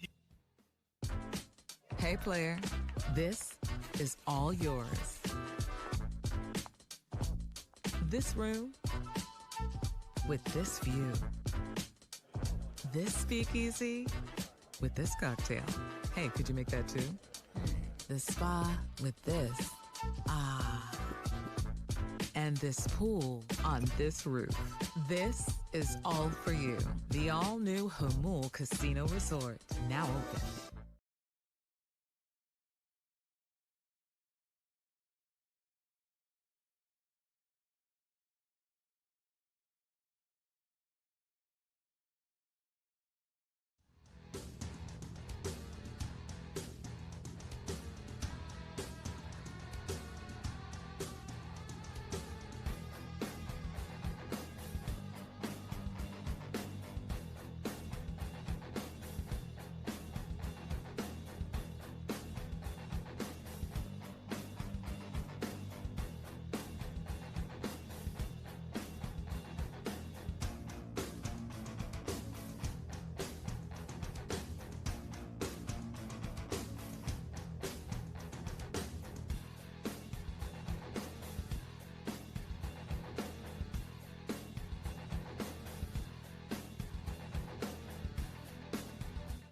Appear on the David P. Shapiro fan hotline. David P. Shapiro, criminal defense attorneys, helping good people regain control of their future when charged with a crime since 2010. Visit davidpshapirolaw.com. Perhaps Ryan Wedding should give David Shapiro a call since he is now surrendered and facing charges as the former snowboarder, Olympic snowboarder, who turned into a cocaine kingpin that was on the run for many months and was one of FBI's most wanted in the world.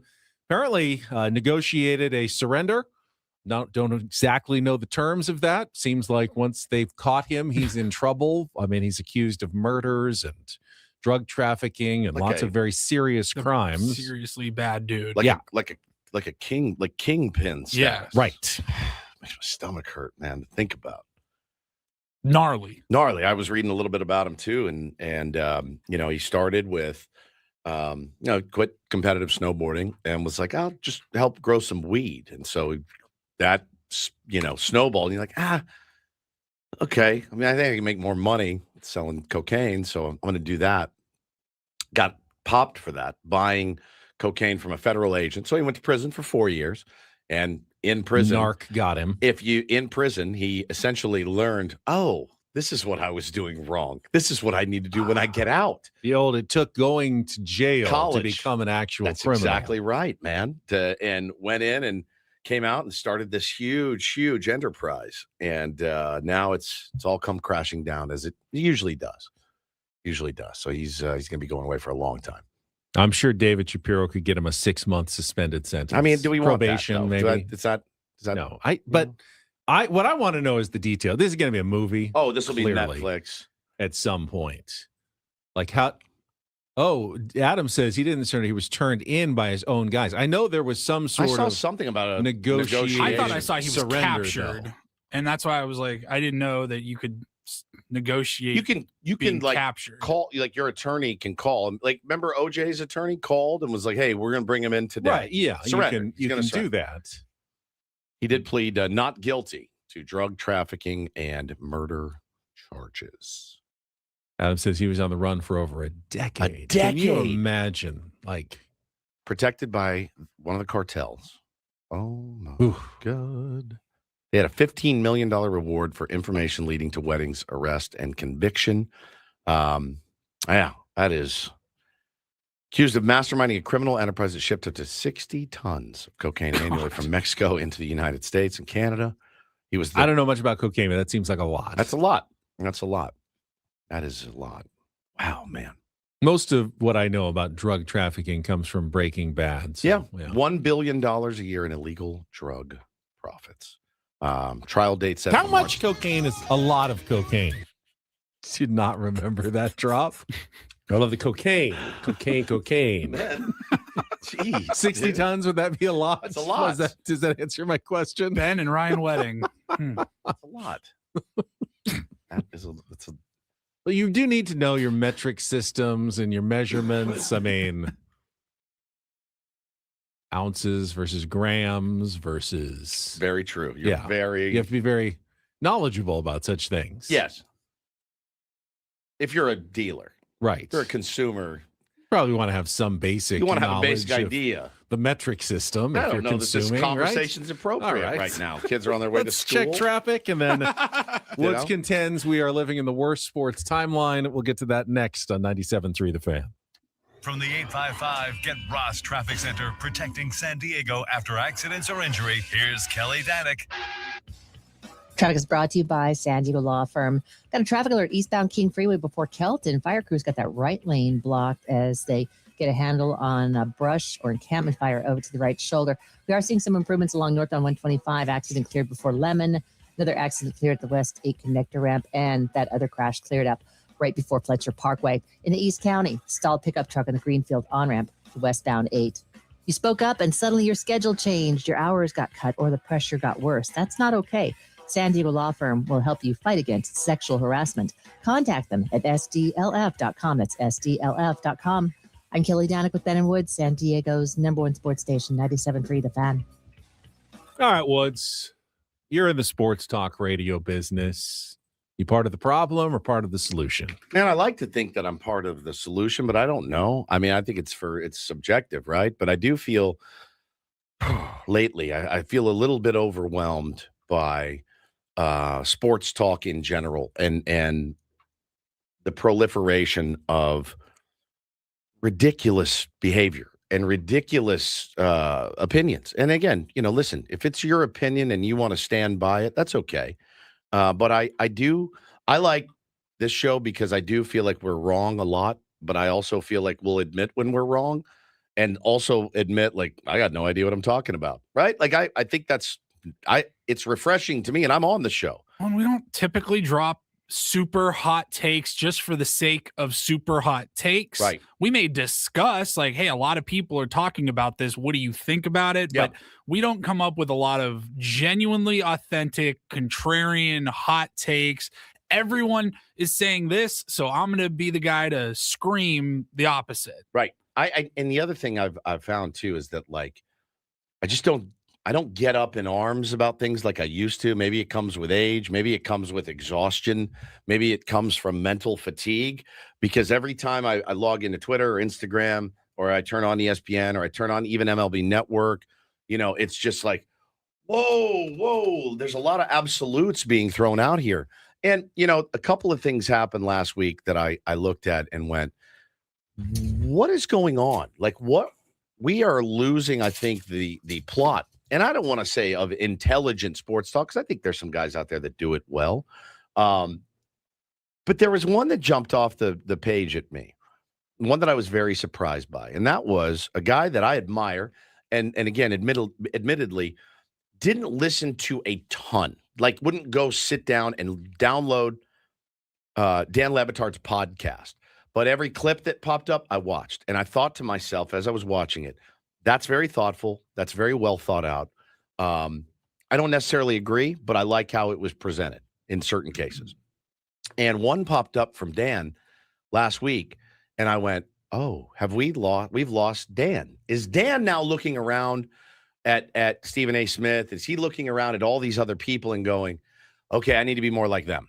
Because this one to me, and I sent it to you guys, and you both agreed, it jumped off the page at how odd of a take it was. And I don't think he was taking the piss. I don't. I think he was genuine in his statement and in his opinion. And of course, it's talking about Fernando Mendoza and the Indiana Hoosiers beating his Miami Hurricanes.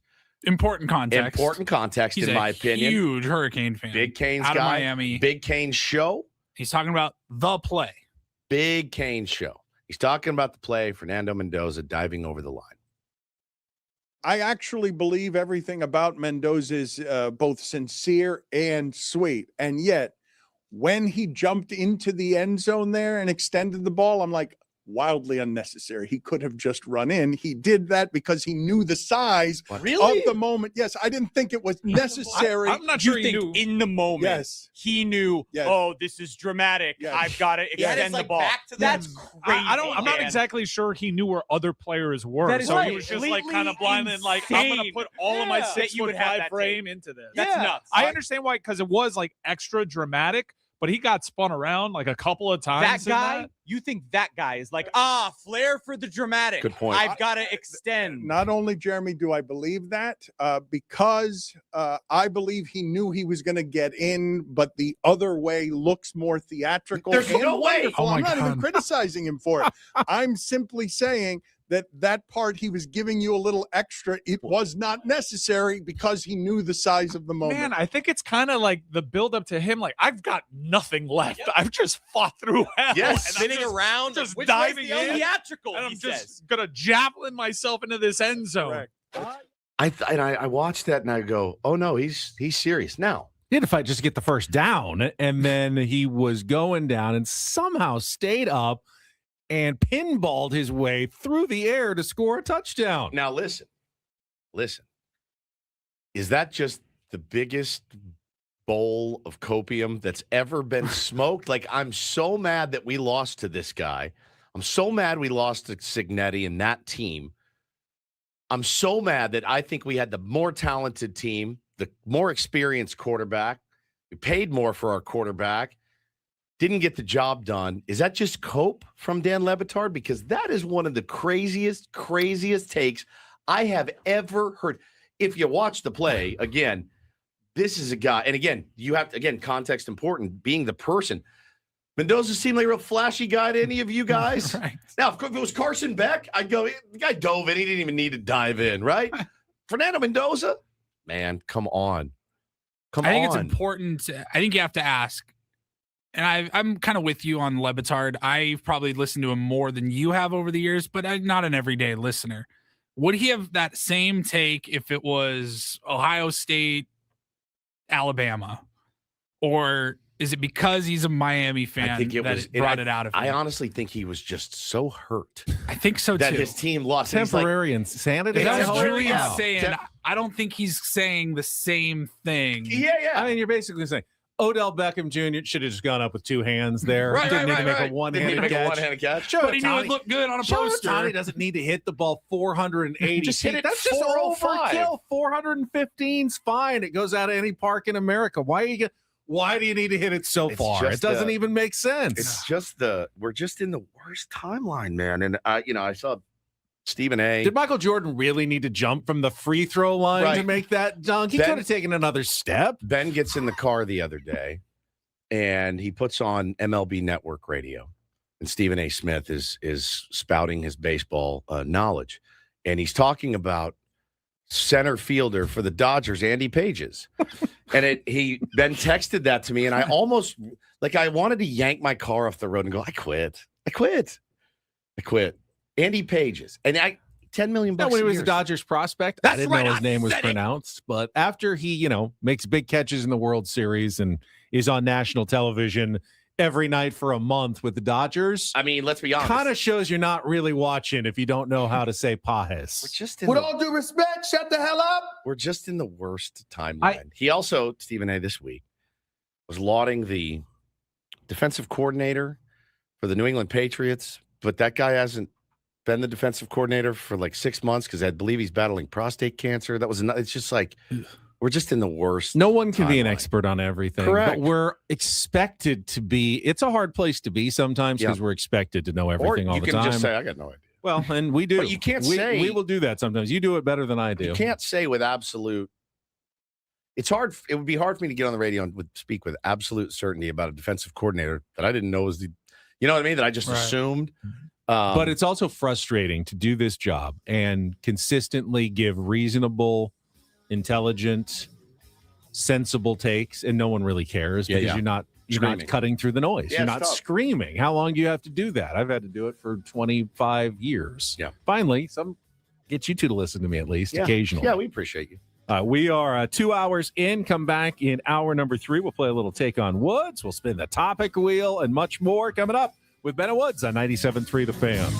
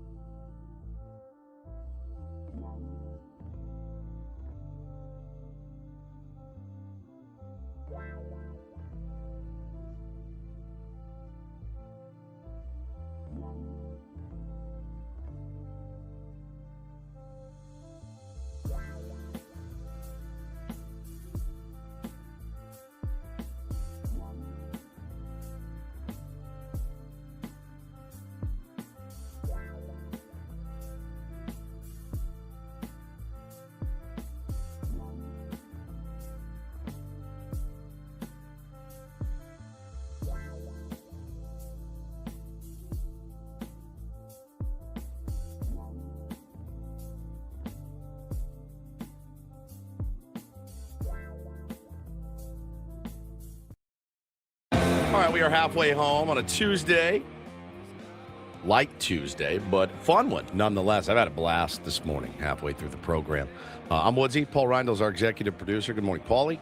Good morning. And Ben Higgins, friendly neighborhood sports anchor, the chairman himself. Good morning to you, sir. Good morning. This hour on 97.3 The Fan brought to you by GL Pools, the company trusted by thousands of San Diegans to keep their pools sparkling, swim-ready, and expertly maintained. Call GL Pools now and say radio for a free month of service. There you go. Ask you a question. Yeah. I think I know the answer, but I'm going to ask it anyway. When your kids were in school, did you help them with their homework a lot? Were you, I know you worked nights. Yes and no. Yes I wasn't and no. always home to help with homework, but I Right. was always willing to lend a hand. Did you, like, how much help did they need?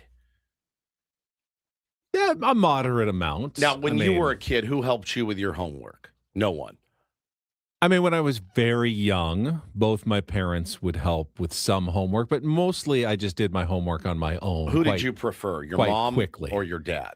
My mom was more patient. My dad was tough. Yeah. It was hard when he I can would- understand, for us as a parent, seeing it from my dad's perspective. Yeah, if you've been working all day, Yeah, the last thing it does make necessarily, sense, right? worksheets are not necessarily the most calming thing at the end of a day to start looking at. And like the frustration of your child. You Like, hate, hey, buddy, this is your Yeah. homework, not my homework. said it already, Paulie.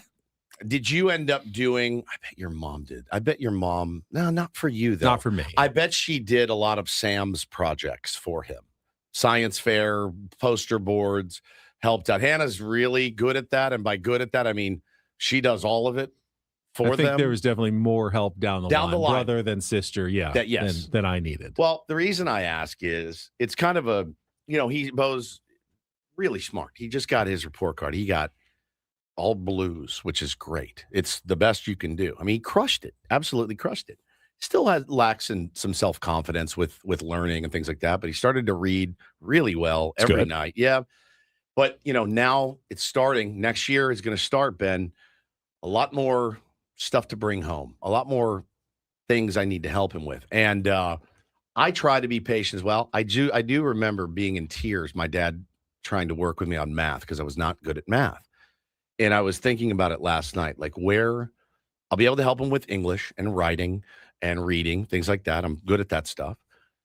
But when it comes to certain subjects, math, I'm not going to be good at. See, I was good at math, and then they started the Common New Math, Core, yeah. the new math, and I didn't learn how to do the new math. I could give you the answer, Yeah. but I couldn't give it in the How'd you way get there? that the How'd you get teachers were looking for them to do it anymore, which made me less helpful with math as a parent than I was learning it myself. Man, Yokel, I feel this, man. He said, my dad tried to teach me fractions when I was a kid. All he did is end up yelling at me. He's a terrible teacher, but he was a great coach.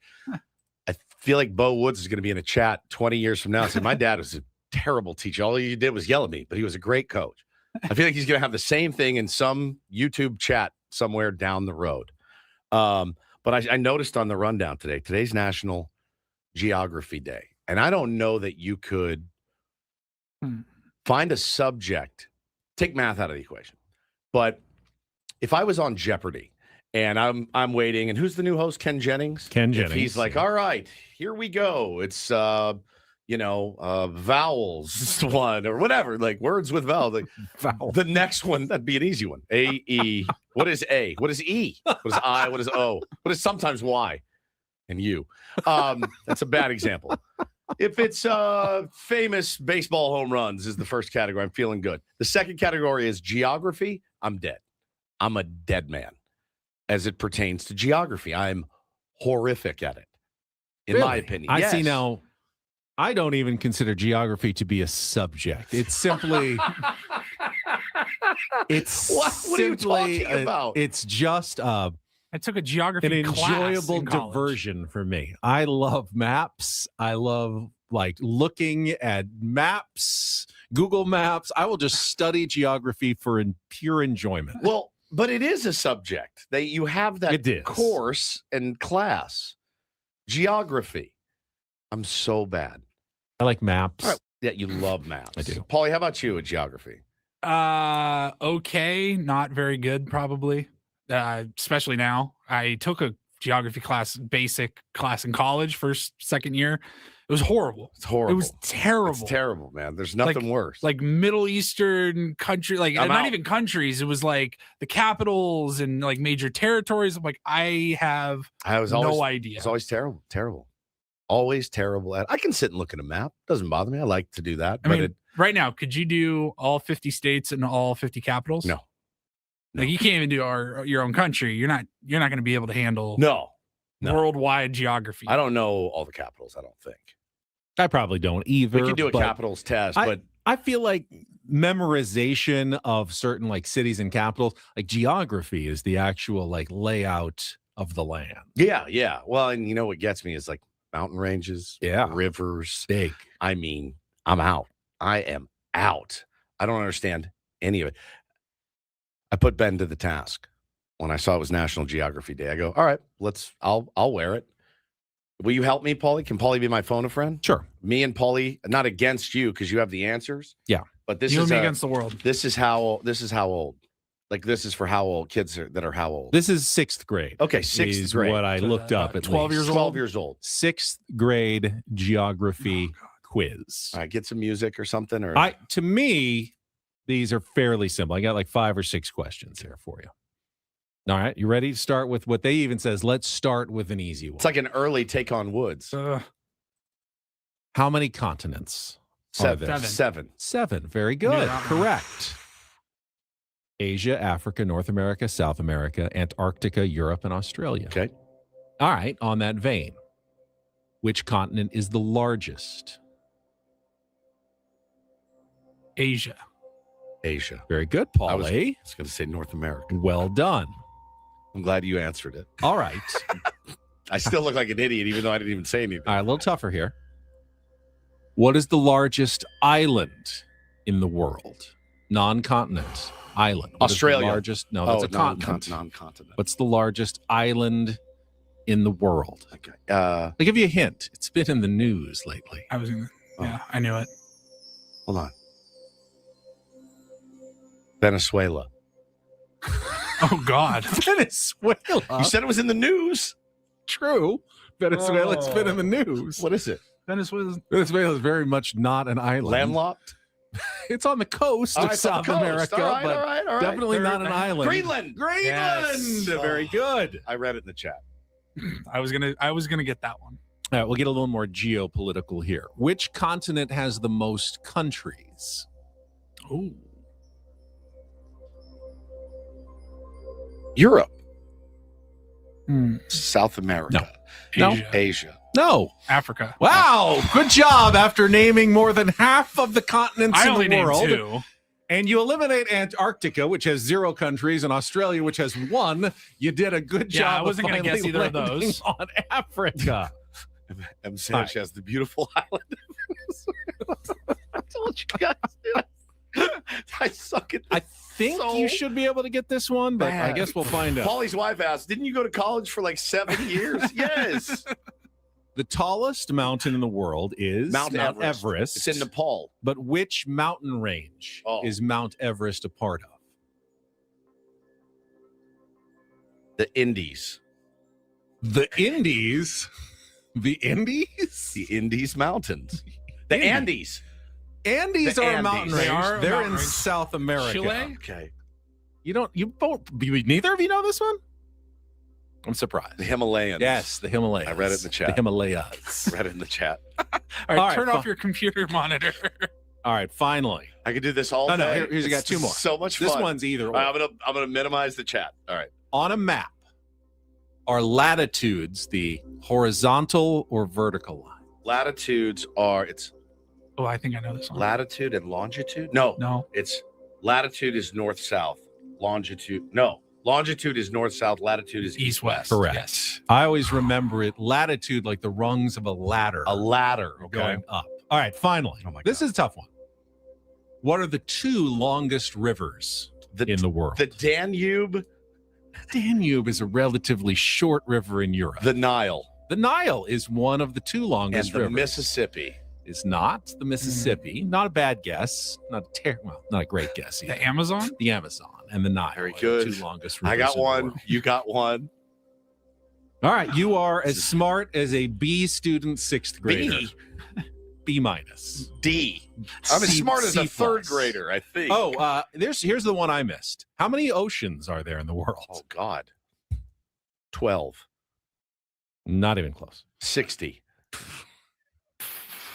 I thought the answer four or was five? 4, which was the Pacific, the Atlantic, the Indian, and the Arctic. But now there are apparently 5. There's also the Southern Ocean as well, which are the waters surrounding Antarctica. At least that is widely accepted now that there are 5 oceans, not 4. I learned 4 growing up. So you do realize that if I was on Jeopardy and that I'd just sit there. I would just wait and I wouldn't answer because I'd know I'd get something wrong and I'd wait for a category that I was better at. I wouldn't weigh in at all. You could keep looking like you're buzzing in, like too late. Fake buzz. I wonder if people do that. Oh, yeah. I knew it. I just can't get the timer of this darn buzzer. I knew all these answers. I'm just not buzzing in properly. I hate that one. When you mentioned Jeopardy, all I'm thinking of is Sean Connery, SNL, Celebrity Jeopardy. I'll take some the of rapist. some of their categories: colors that end in "erple," states that begin with California, famous Kareem Abdul-Jabbars, drummers named Ringo. I'll take the rapists for 200. That's therapists. States that end in Hampshire. Capital of New Hampshire. Letters that come after B. Montpelier. That's Vermont. It's Concord. Concord, I believe. Concord, New Hampshire. Concord, yes. Yes. Very good. Montpelier is Vermont. Those are the two hardest for me. Which one's kind of more up down and which one's down up? Yeah, right next to latitude and each other. longitude. What is the capital of Maine? Bangor. Is it? No, it's not. Portland, Maine. Yeah. I like saying Bangor, Maine. One more time. I think they just had what's the name of it? Some sort of tragedy in Bangor this morning. Save that. Just save him saying banger. Banger. Thank you. Well, I told you I was bad. That was not a put on at all. I am as bad at geography as it can get. All right. You are not bad though. That wasn't great. Bo's in deep. He's gonna have to learn this stuff on his own. You His were old not man's gonna be bad. Oh, it's not Portland either. It's Augusta, Maine. Like I said, I'm all confident. Yeah, I don't. It's not the capitals, like the memorization of the capitals. I like. It's the actual geography of the lands and the where they are in relation Are you to good each with other. rivers and stuff? I'm not. Mountains. Oh, better with not bad with rivers and mountains. I'm real bad with country. I'm just real bad with all of it, man. All of it. You are not bad though. Especially good at music trivia. Yeah. Not bad I'm all movies right. and television, and that's how we play Take on Woods with a chance to qualify for the trip to Las Vegas to see Sammy Hagar. If you'd like Sammy Hagar. Who? It's been a while since I messed up Sammy Hagar. Hagar? We already have that flub somewhere in there. We got it again.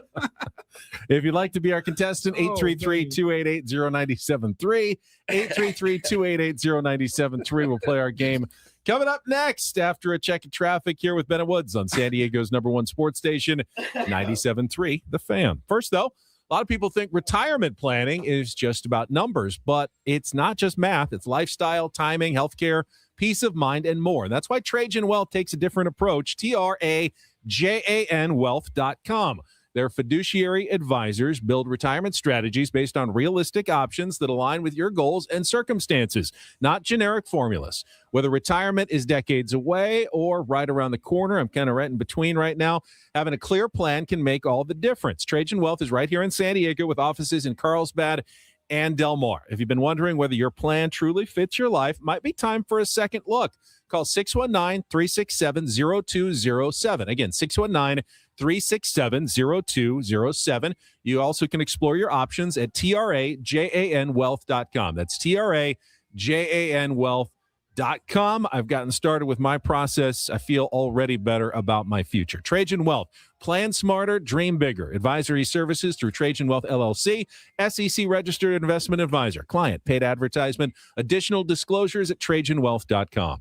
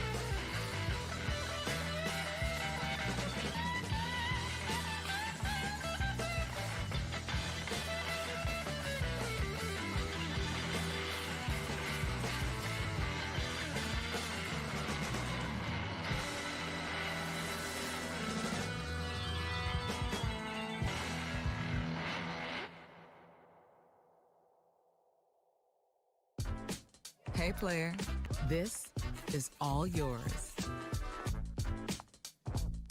This room with this view. This speakeasy with this cocktail. Hey, could you make that too? This spa with this. Ah. And this pool on this roof. This is all for you. The all-new Hamul Casino Resort, now open.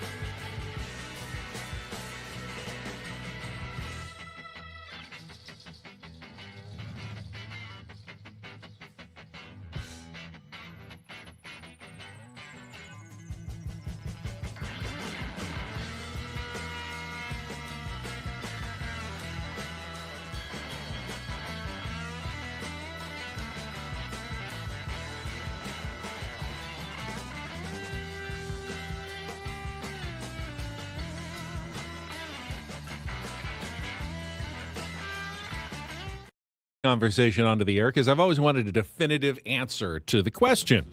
We were trying to go through like how many of the 50 states we've been to. Yeah.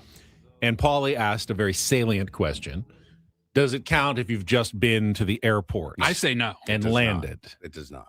So what is the minimum amount of time you must spend in a state for it to count as you have been to that state? I'd say outside of the airport or driving through said state. Okay. You know, I drove through X. So, yeah, I've been there. Absolutely. Spent a whole day driving through whatever. Yeah, because I was going through the states. I think I'm like 9 that I've been to. It's not a lot. It's because I've been to North Carolina, but I've just been to the Raleigh-Durham airport, I believe. I don't think I spent any time in there. I might have driven through it, though. That's what I'm trying to remember. But I'm at like 42 of 50. I changed planes in Dallas, and I go, that doesn't mean I went to Dallas. Dallas. I'm around 30, but I just lost Tennessee because Nashville only spent time in the airport, never left. Yeah, it. you So lost it. That does not count anymore for me. Sure. Yeah, train counts. If you're on a train ripping through a place, yeah, you've been train, there. car, on the ground outside of the airport, See, essentially. You had that advantage of living in the Northeast. I've lived Northeast, Midwest, South, West. I've lived everywhere. Yeah. Except for I've been West Coast my whole life. I mean, I've done Heartland. I've lived in Indiana. I've lived in Illinois. I was a bit of a nomad. Gotten Alaska and Hobo. Hawaii out of the way, but I just don't see how I'm ever going to get to the Dakotas. The Dakotas remain kind of the there's some really good golf in Nebraska that may be in my future at some point. The great white whale of the Dakotas. Yeah, you don't just find yourself driving near North or South Dakota. Unless you ever decide, like, I'm going to drive to Canada. And you go up through Nebraska, Colorado, and you're like, I'm just going to drive through South and North Dakota. Even like to go see Mount Rushmore. Like I've seen pictures of it. And I'm like, you can go to Sturgis and crank your hog. Is that South or North? It's one of the Dakotas. Yes. South, I think. Come crank your hog with me at Sturgis. Could you send a worse show to Sturgis than this one? Or best. Or the best. Ben walking around Sturgis would be up there with Ben walking around at Coachella. It's put some the meta glasses on him and just let him go. I just want to make enough money to send him to do all of these things. That's all I care about in life. Is that asking for too much? Asking for too much? I want to send you to Coachella. I want to send you down to that Crust Festival downtown. We're not asking for money so that you can go and enjoy these things. I just want to send Ben and watch him go walk around Sturgis, just him in his normal clothes. And they're like, golf shirts. Who is this guy? That show could save America. I'm not even kidding when I tell you. You would be the biggest star on the planet. On the planet. Come crank your hog. Yeah, come to Sturgis. Come to Sturgis with Ben and Woods and crank your hog. I believe there was some confusion. The concert tickets are for Sammy Hagar. Oh. Okay. At the Park MGM. We need a contestant still, so call in 833-288-0973, 833-288-0973. You can play right now. Little take on Woods at 9 o'clock. We'll have our biggest fan announcement. If your name is called, you'll have 10 minutes to call us back and qualify to win the night in our Odyssey Suite at a Padres game this season with all the fan staff catered by Spiro's Mediterranean Cuisine. You can get your name in at 97.3thefan, sd.com/biggest fan. And we also have some Aztecs basketball tickets to give away later in the program today for tomorrow night's game against Colorado State at Viejas Arena. That's a 7:30 start. Did watch a little college basketball last night. Number one, Arizona was up like 19 in the second half at BYU, which is always a tough place to play. And then BYU, based on a couple of bad calls and non-calls, made a late run and nearly pulled off the upset. But Arizona blocked a shot with like 2 seconds left and survived for a 3-point win to remain the undefeated number one team in the country. So I watched a little college basketball last night. All right, we got a contestant on the line now. Let's get to it. It is time to take on Woods.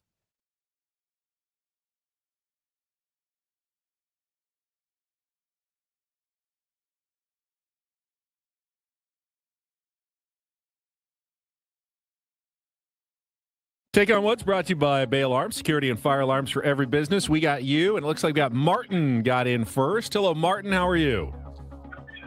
Great. Morning, guys. Morning. All right, let's get you qualified for Sammy Hagar, 2 nights at the Park MGM and a $100 gas card. Get your tickets for Sammy's residency at Ticketmaster.com. And now you get the choice between music, TV, or music categories. Music, TV, or movie categories. Here are your 3 choices. For TV, we've got The Replacements, television shows in which a main character was replaced midstream. Movies, a sequel to what? I will give you the name of the sequel. You need to tell me the name of the original movie in the series. And our new music category is Wannabes, 5 songs that include wanna in the title. So, TV, The Replacements, movies, a sequel to what? Or music, Wannabes. What would you like to play, Martin? Let's do music. Music again. All right. The category today is Wannabes. All the song titles include wanna, W-A-N-N-A, in the title. You'll have 60 seconds to answer as many of the 5 as you can. If you don't know one, say pass. We'll come back to it if there's time left on the clock. First question is the 2-second song. Paulie's queuing it up right now. You need to give me both the song title and the artist. And remember, all the titles include wanna in the name. Martin, are you ready to play? Ready. Paul, you good to go? All right, ready. let's put 60 seconds on the clock. The category, Wannabes. Martin, your time begins when Paul plays the music. Good luck. Let's take on Woods.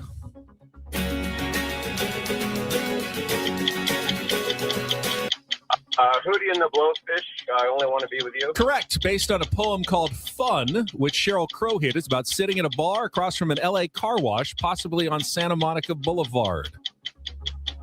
All I Want to Do is Have Some Fun. Correct. Twisted Sister's 2 biggest hits are We're Not Gonna Take It and which other single from their 1984 Stay Hungry album? I Want to Rock. Correct. Built around a stomping guitar riff, which 2013 Grammy-nominated song by the Arctic Monkeys became the band's first charting hit in the United States. Pass. Prince's first major hit single was which 1980 tune sung entirely in falsetto?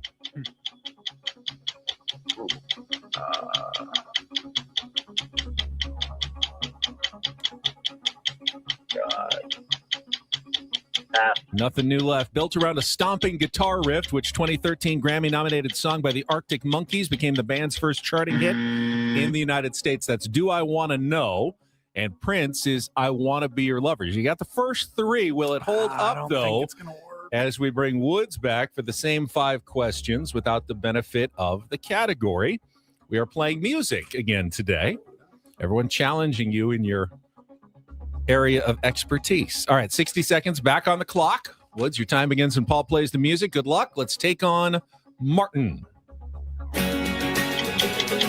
I Only Want to Be With You by Hootie and the Blowfish. Correct. Based on a poem called Fun, which Sheryl Crow hit, is about sitting in a bar. All I Want to Do. Correct. Twisted Sister's 2 biggest hits are We're Not Gonna Take It, and which other single from their 1984 Stay Hungry album? This is going to kill me. I'll come back to it. Built around a stomping guitar riff, which 2013 Grammy-nominated song by the Arctic Monkeys became the band's first. Do I Want to Know? Correct. Prince's first major hit single was which 1980 tune sung entirely in falsetto? What is the category? Wanna do? We're Not Gonna Take It for Twisted Sister. Is that right? It's not We're Gonna Take It. No, Twisted, We're Not Gonna Yes, Take it's the other single from their 1984 Stay Hungry album. F. Wow. Prince's Do Me. Incorrect. Twisted Sister's 2 biggest hits What are is We're it? Not Gonna I'm Take It, gonna and which kill other you. single from their 1984 Stay Hungry album? What is it? Surprise, a 3-3 tie. I Wanna Rock. And I Want to Be Your Lover by Prince. And the Could not category get the was category. Wanna Be. You said it. Yeah, I just kept thinking. Only do, Want to Be do, With do. You. All I Want to Do. I Want to Rock. Do I Want to Know? And I Want to Be Your Lover. By the way, the Arctic Monkeys have a new single out, and it is spectacular.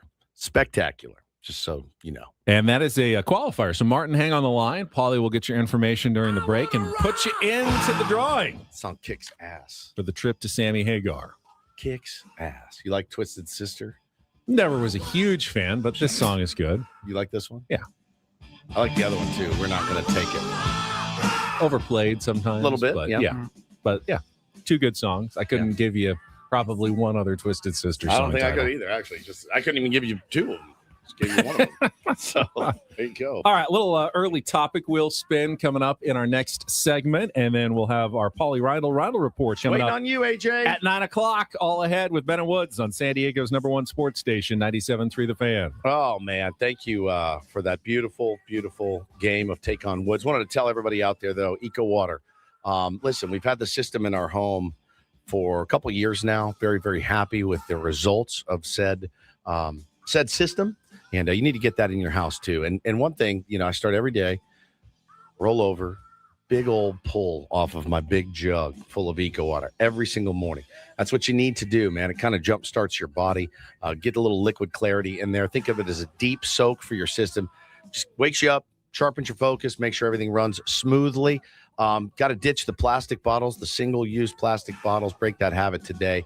A lot of microplastics in our body. We're constantly taking in more. So go get the Eco Water system in your home. It's about feeling better, and it's about the best water that you can drink. It's mineral-rich, alkaline water, balances your pH, fuels your body with the filtered luxury that it is. No plastic, no poison, just satisfaction every single time. Thinking about my family, my family's future as well. Want to make sure my kids, my pets have the best water that they can get. 760-350-3338, 760-350-3338, or go to ecowatersocal.com. Let them know Woodsy sent you. Not everything in life should be hard, especially your water. Keeping it soft since 1925.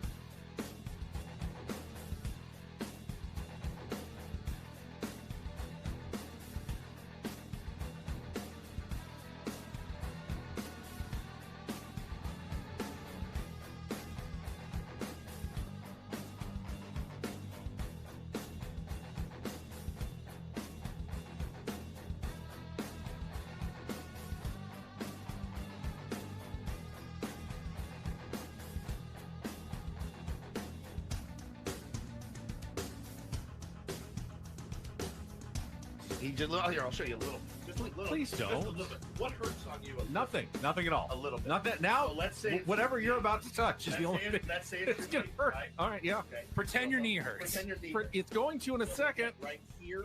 Oh, that is not pleasant. Hey, player, this is all yours. This room with this view.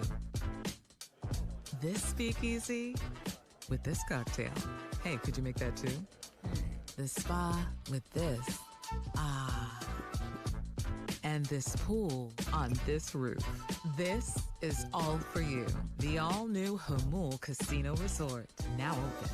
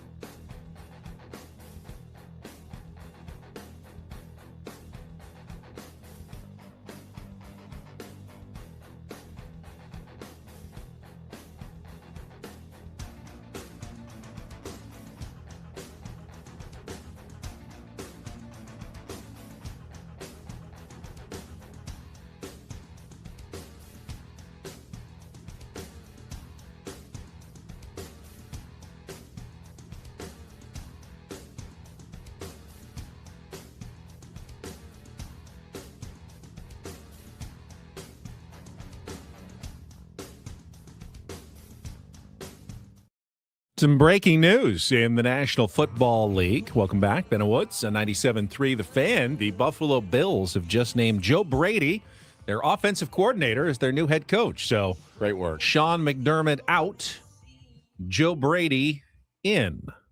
I love Joe Brady's work. It's interesting to hire from within. Oh, is he there? Yeah, he's their offensive coordinator. Okay. So you basically bumping They have out the top. promoted They've their offensive promoted their coordinator offensive to head coordinator. coach. To head coach. Yeah, you I do thought that. he said offensive coordinator. No, he was offensive Got coordinator. it. He's now their head coach. Okay. And you see that sometimes when like a coach leaves, retires, and they want to keep things going. Gets Let's hire fired from even. within, and let's keep it. Let's keep the system the same, and we'll promote our offensive coordinator, North Turner for Marty Schottenheimer is a rare example of the head coach getting fired and then promoting the Promoting from offensive within. coordinator to replace that head coach. You really must not have felt good about the decision making or tone setting of the head coach, where you feel like we don't have a systematic problem. We just had a you problem as Wow. the head Yeah, coach of the team, right? Yeah. That's a we don't really need fresh blood. We just need your blood out of here. Exactly. It stings a little It's bit really more. when we It look does. back at it. It's pretty crazy that controversial That interception call literally cost somebody their job. Yeah. We say it all the time. Oh, these umps, these refs shouldn't have a job or whatever. But like, it literally cost a coach who's been to the playoffs like every year his job. It was too And much. Yeah, the missed field goal. It would have sealed the fate for Mike Tomlin or who was it? John Harbaugh. Yeah. Whichever way that missed kick went, somebody was probably going to get fired. And you're like, huh. It's wild. It's absolutely wild. Life comes down to a few moments, some of them out of your control entirely.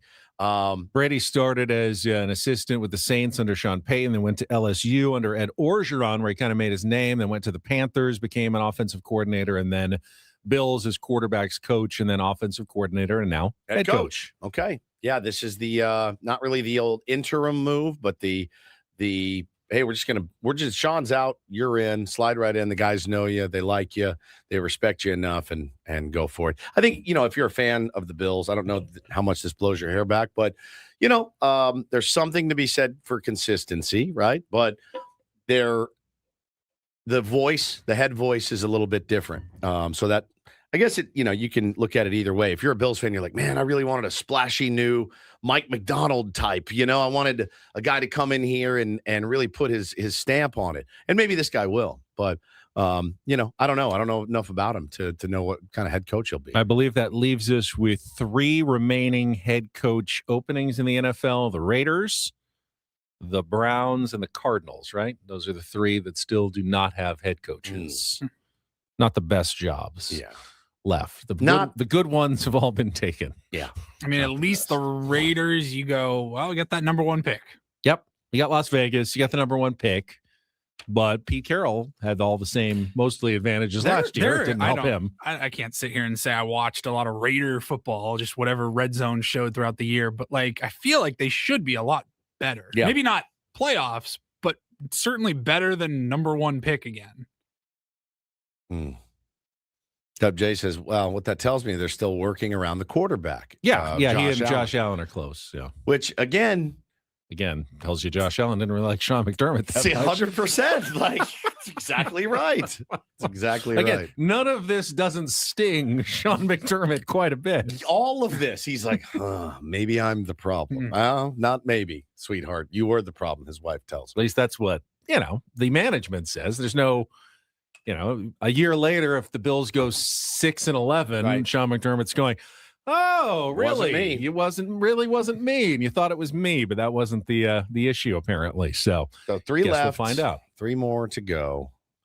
You haven't heard any rumors of big, huge names going to any of those 3 teams. But you just keep hearing some interviews of different coordinators and stuff going forward. But the Buffalo Bills have their new head coach this morning. Excellent. Congratulations. You can't talk to any coaches right now for the Seahawks and Patriots, right? Right. You can't hire them. Can't hire them. You've already, there was during the bye week, you could have interviewed any of them by Zoom, I think. But if you were trying to hire one of those 2 teams' coaches, you have to wait until after the Super Bowl. Raiders rumored to be interviewing for the 2nd time former Giants head coach Brian Daboll for the position there in Las Vegas.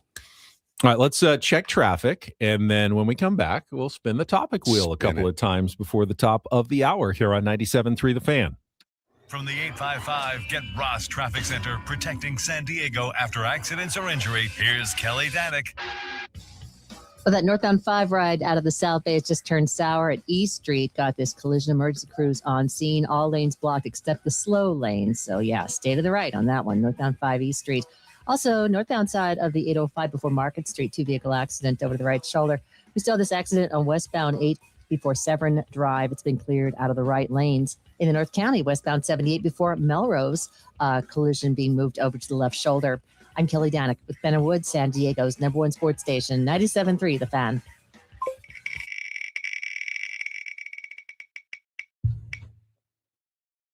I think Woods is going to have a good one here. You've probably already said before, but the question is, what is the most controversial food opinion that you have? I got hundreds. Avocado's terrible. It's the one that gets me killed here. Terrible. Snotty consistency. But you're okay with guacamole. Correct. Because it's mixed with other things that make it hardly. No, I mean, bull BS. barely. I almost just said bull S. BS. It's got onions in it. Pretty flavorful stuff, right? You got a little tomatoes, got some spices, some salt and pepper. It spices up that snot flavor that regular plain creamy avocado gives you. When I go to you don't want sliced avocado on a sandwich. Absolutely not. Absolutely. Like a turkey sandwich, like a turcado sandwich. What if they mash it up? Even worse. Even though it's not guacamole. Because at the end of the day, when you pinch that sandwich in to bite it, it mashes in there and it's repulsive. It's just the most repulsive food. I realize it's a superfood. I should be eating it with every meal. I love avocado in just about every form. It's just, I mean, it has to be a Haas avocado. It is just hideous to me. Hideous. Everybody here loves it. Oh, you want it on your burger? No. How about your sandwich? No. In your salad? No. My wife will just lean over and pick it off my plate. I can't stand it. I can't stand to look at it. The only main problem for me with avocado is you buy one and it's hard and you wait and you wait. It's not ripe, not ready, not ready, not ready. And then you look away for 20 minutes and it's brown and mushy. It's like there is a very specific window in which an avocado is perfect. And I hate when I miss it.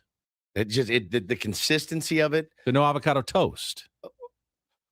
No, absolutely not. Jelly on my toast and butter. Delicious. That's how I roll. I wish I liked it because I know how healthy it is. I love avocado. I'll admit this one's just weird. I find ketchup to be disgusting, except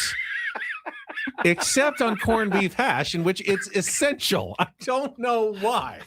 I do not put ketchup on anything at all, except when I go, like when we have breakfast on New Year's Eve. But you like tomatoes. I do like tomatoes. I do like sugar. I know that ketchup is tomato, sugar, and vinegar. I like all those things. This is my favorite bit, by the way. I just don't like ketchup unless it's on corned beef hash and mixed in. And then it's absolutely essential. This is my favorite bit about avocado. Josh just brought up. I was waiting for somebody to bring it up. Well, Woods doesn't know how to pick an avocado. I don't care if the world's great. I don't care if the Shohei Ohtani of avocado pickers was like, this is it. This is the one. It still tastes like ass to me every time I eat it. Janine says, "Where are you getting snotty avocados?" The consistency is. So I've been sick. I've been sick all week. So I've been coughing up. That's what the consistency of avocado. You need to eat it a little sooner, I think. You're just, I mean, a good avocado should still be a little tiny bit firm. You're eating like moldy, overripe. Repulsive. Ugh. I've tried it. I've tried it on everything. Everything. I've gotten sandwiches before. My wife's ordered sandwiches. Had them brought to the house. Like the Cali Club at Jersey Mike's? Cali Club. Delicious. I mean, I've wolfed through it, but like, I am so mad. I also, as you know, eat pizza from the back corner. Yeah, that's true. Pizza, that's true. Which is a hot food take as well. I can defend that one. I don't know. Can't really defend my ketchup position. A lot of ketchup. I've outgrown it a little bit.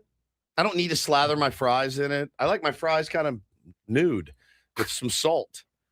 Yeah, I just want hot salty I can fries. do a little bit of ketchup on a burger. It doesn't bother me, but no, I don't want it on a burger at all. I can eat it on there. Mixed with mustard, I can do that. I came up with two because I'm not sure that the first one is necessarily a hot take because I don't know that everybody loves it. Maybe I'm wrong.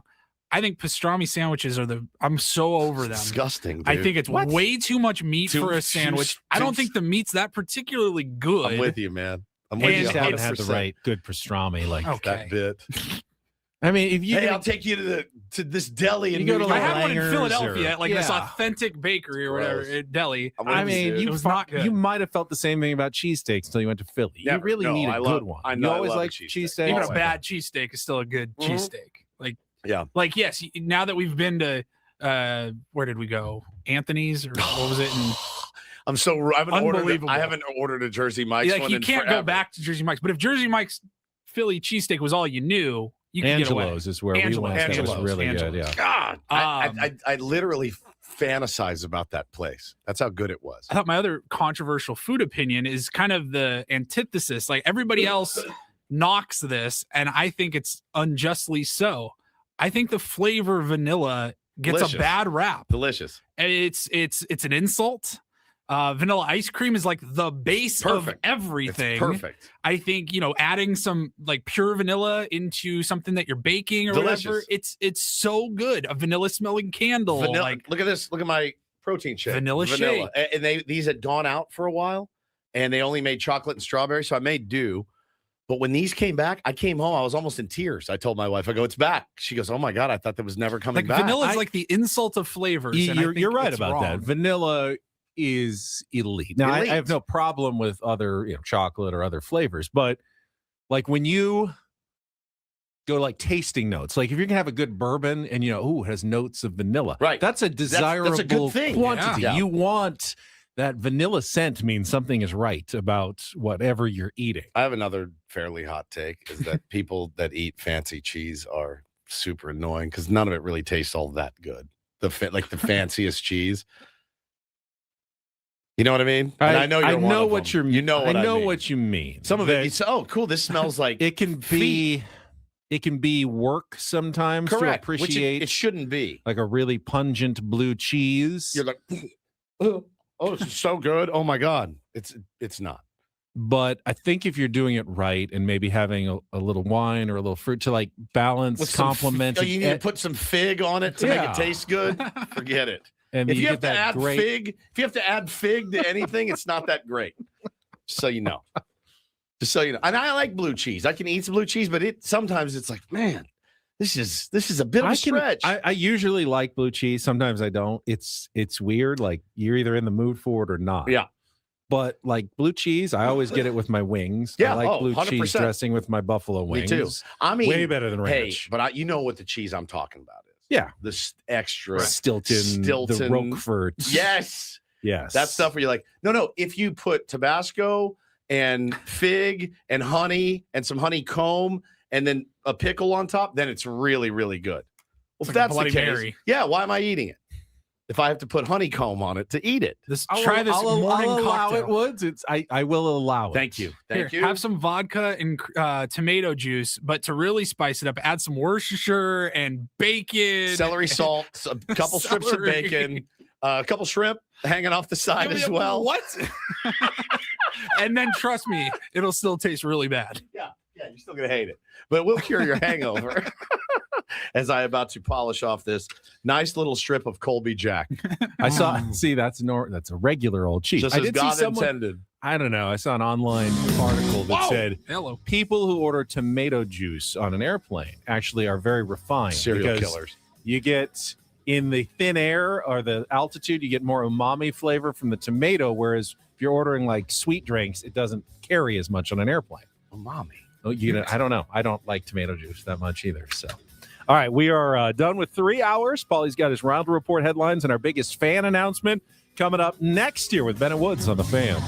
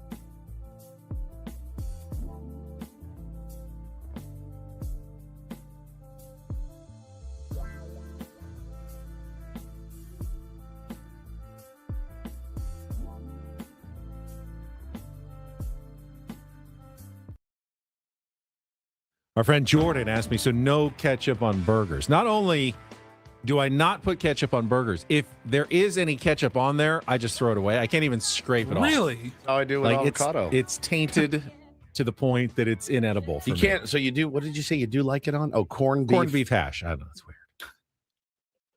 You'll slather it on there and mix it all in. Yeah. Mix it all in together. Yeah. Okay.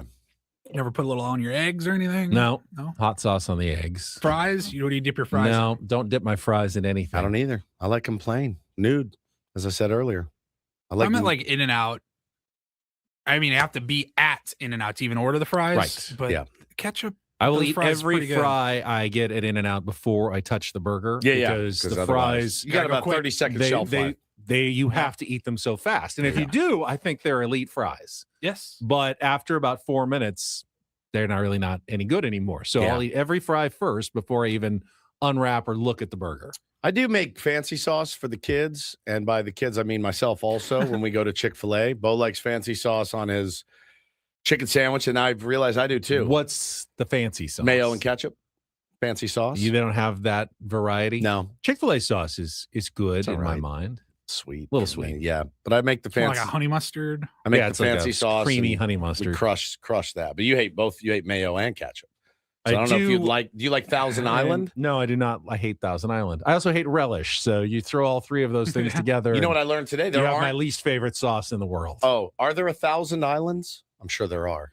We did geography. world? Yeah, Yes. earlier. Oh, None as big as Venezuela. Greenland. Not as big as Venezuela, as I learned. Yeah, there you go. Go ahead, Paul. Take it away. All right, now before we do that, I got to give our biggest fan announcement good out call. because it's 9:00. If you hear your name called, you're going to have 10 minutes to call us back at 833-288-0973. Qualify for the grand prize, 20 tickets for you and your friends for a night in our Odyssey Suite at a Padres game this season with all the fan staff catered by Spiro's Mediterranean Cuisine. And this morning's biggest fan is Walter Sashow from La Mesa. Walter Sashow from La Mesa. You are on the clock, 833-288-0973. Register your name for our biggest fan contest at 973thefansd.com/biggest fan. This is just funny. We just talked about the hiring of Joe Brady as the new head coach of the Bills. Greg Rosenthal, who covers, I believe, NFL.com, says, if I'm Joe Brady, I'm absolutely trying to hire Sean McDermott as my defensive coordinator. Good scheme fit with the players they have. Hey, you told me I'd have full control of my staff. He's available. Elite. Absolutely elite tweet. I love that. All right, Paulie, go ahead. And get things started here with our today's edition of the Reindl Report. Now tuned into the greatest. Welcome to the Reindl Report with Paul Reindl. Hi, Paul. All right. 2 stories from the world of sports that we haven't gotten to yet. We'll start off in Major League Baseball. And 1 story that you didn't know you needed. Are you laughing, biatch? It's the Reindl Report Hey, Paul, how you doing? Okay, how are you? on 97.3 The Fan. Are you ready to bless the mood? I need some help, please. That was good. Can I get a yeah? Oh, yeah. All right. All right. All right. All right. All right. How we doing, gentlemen? Great. All right. Let's get started here. We will get started with a bit of a local story and talking to my video gamers out there. MLB The Show posted a statement yesterday that had people concerned, curious, wondering what's going on. And I say local because, well, San Diego Studios is where MLB The Show is created. Yes. It's like 2 miles from where we're at. And so they posted the following for immediate release yesterday. To our MLB The Show community, first off, we at San Diego Studios want to thank you, the MLB The Show community, for your continued support and feedback. We know that you are all just as excited as we are for the release of MLB The Show 26, so we wanted to let everyone know that this year we have decided that we will not have a new cover athlete. Please stay tuned to all of our social channels for more information to come. MLB The Show, it happens every year. It's a big idea. Who's going to be on the cover? Who's going to be on the cover? And they have said, now it is the 20th anniversary of the game. Came out in 2006, and David Ortiz, I believe, was the first player to be on the cover. Of course, we had Fernando Tatis Jr. was on the cover 4 or 5 years ago. Yep. The automatic, everyone assumed it's going to be like the Dodgers, the team. Can a San Diego Studios do that? If they want to make money. Do they care if they're from San Diego or anywhere else, if that's going to make them the most money? Could it be a throwback, like a preview? They said not a new cover athlete. Could they do something like Ken Griffey Jr. was on it, I think 10 years ago. Like So they didn't say we are launching it with a blank cover. They just said we're not going to have there will not be a new cover athlete. It depends on what accent, which word. We will not have a new cover athlete, or we'll not have a new cover athlete. Maybe there won't be anyone on the cover at all. It'll just say MLB The Show without any pictures of people. It's like the beer I bought one time in Colorado that was just a white can with red letters that just said beer. And we bought it. We thought it was the greatest thing. It tasted like dirt.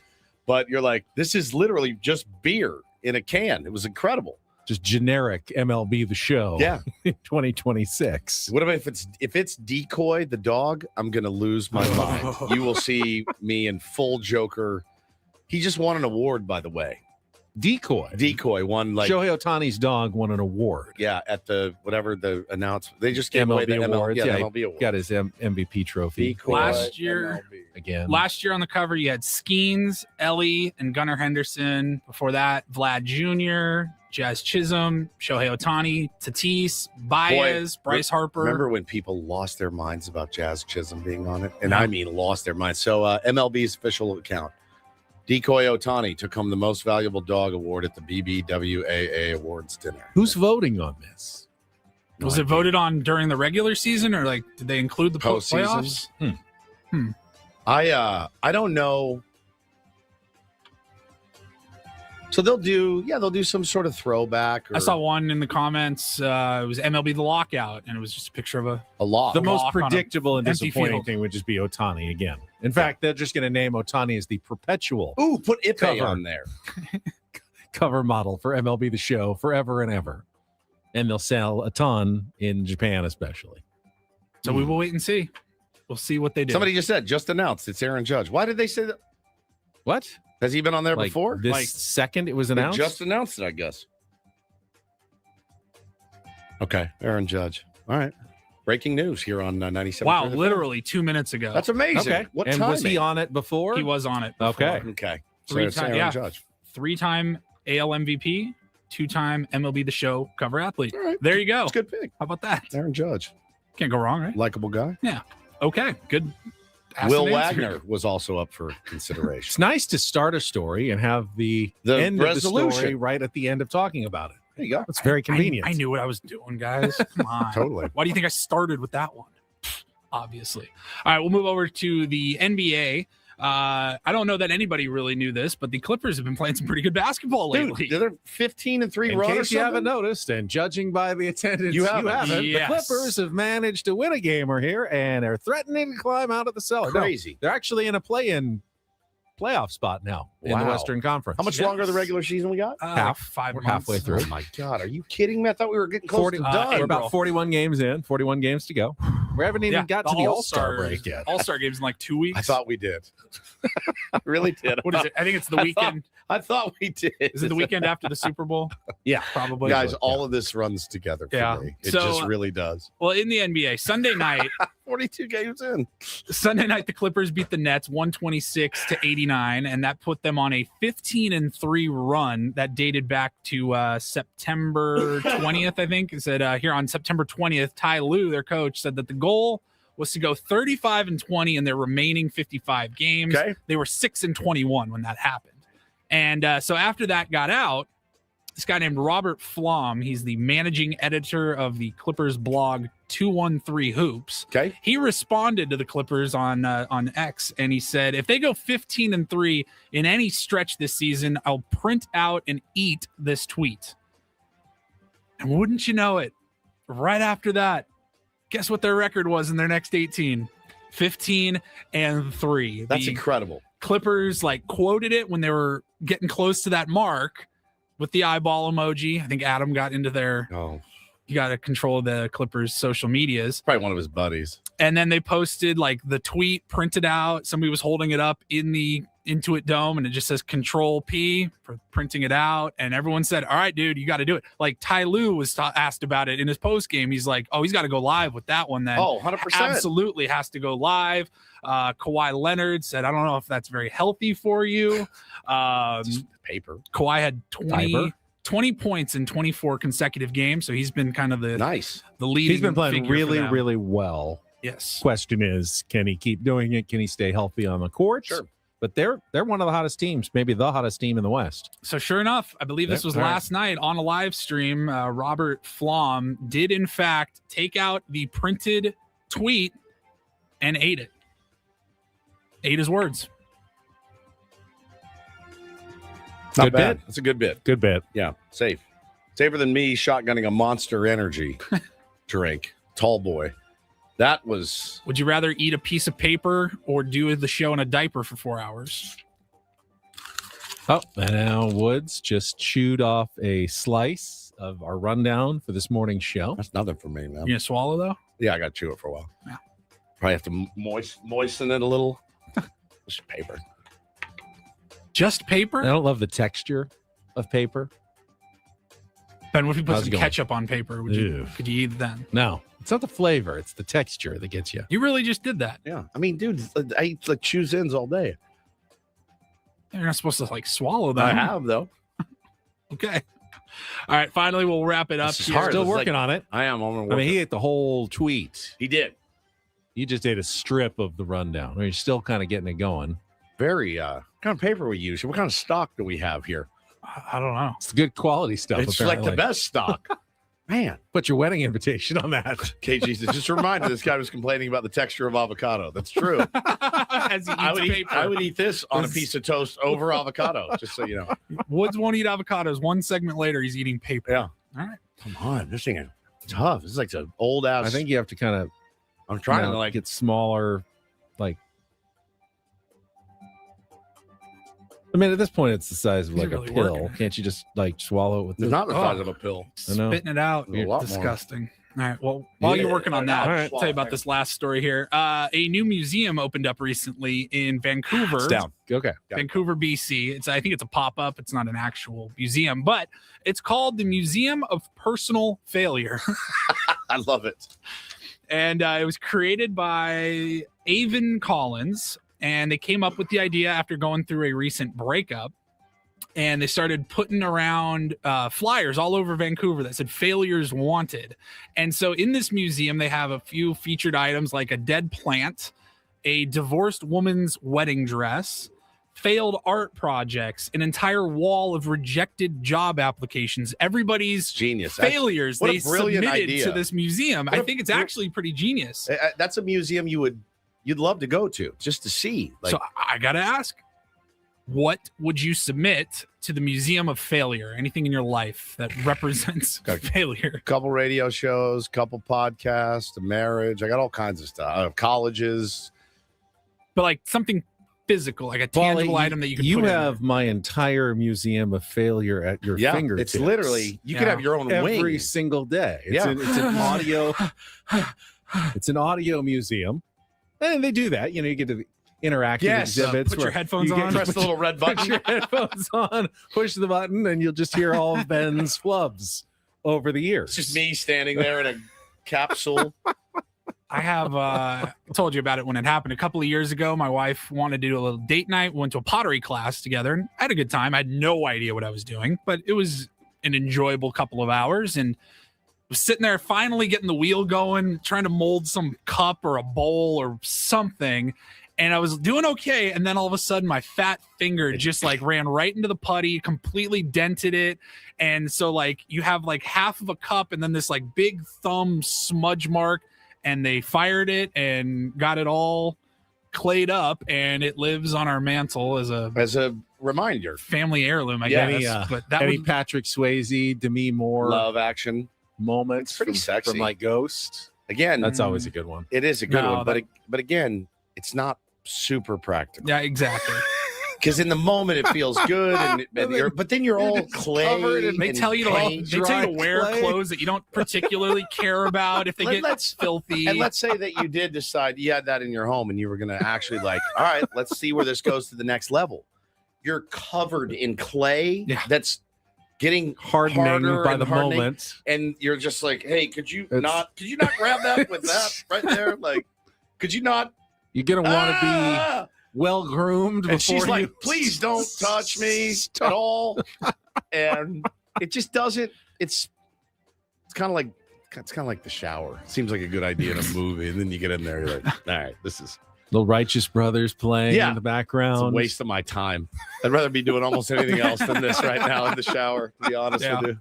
I almost would rather be doing anything I've jumped in the shower with my wife all the time. Just to get clean. Literally just to hop in and get a shower. Excuse me. You know how many times that's happened? Yeah. 0. I know. No, it's the worst. It's an absolute waste. Hot tub is a waste of time.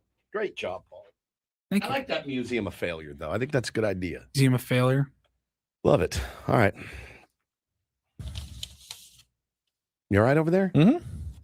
Oh, yeah. We've got some basketball tickets to give away on our next segment. Excellent. Aztecs, Colorado State. Your opportunity to win coming up next. Don't go away. More Ben and Woods coming up after a check of traffic on San Diego's #1 sports station, 97.3 The Fan.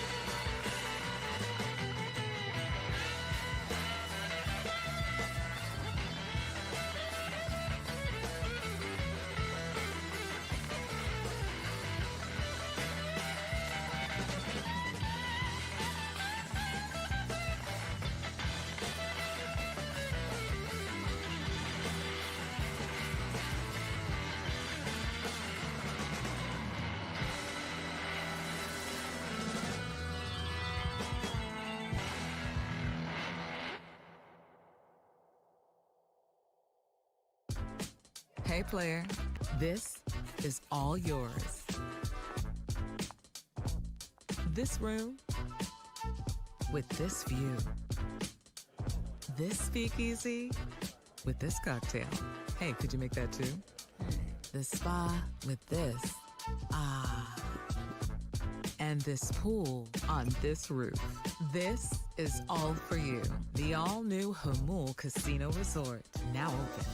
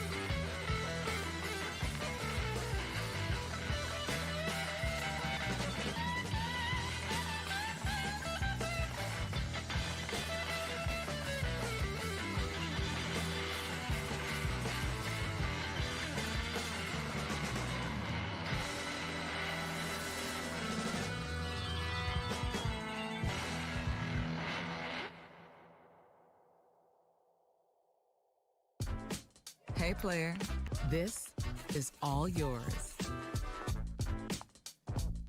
This room with this view. This speakeasy with this cocktail. Hey, could you make that too? The spa with this. Ah. And this pool on this roof. This is all for you. The all-new Hamul Casino Resort, now open.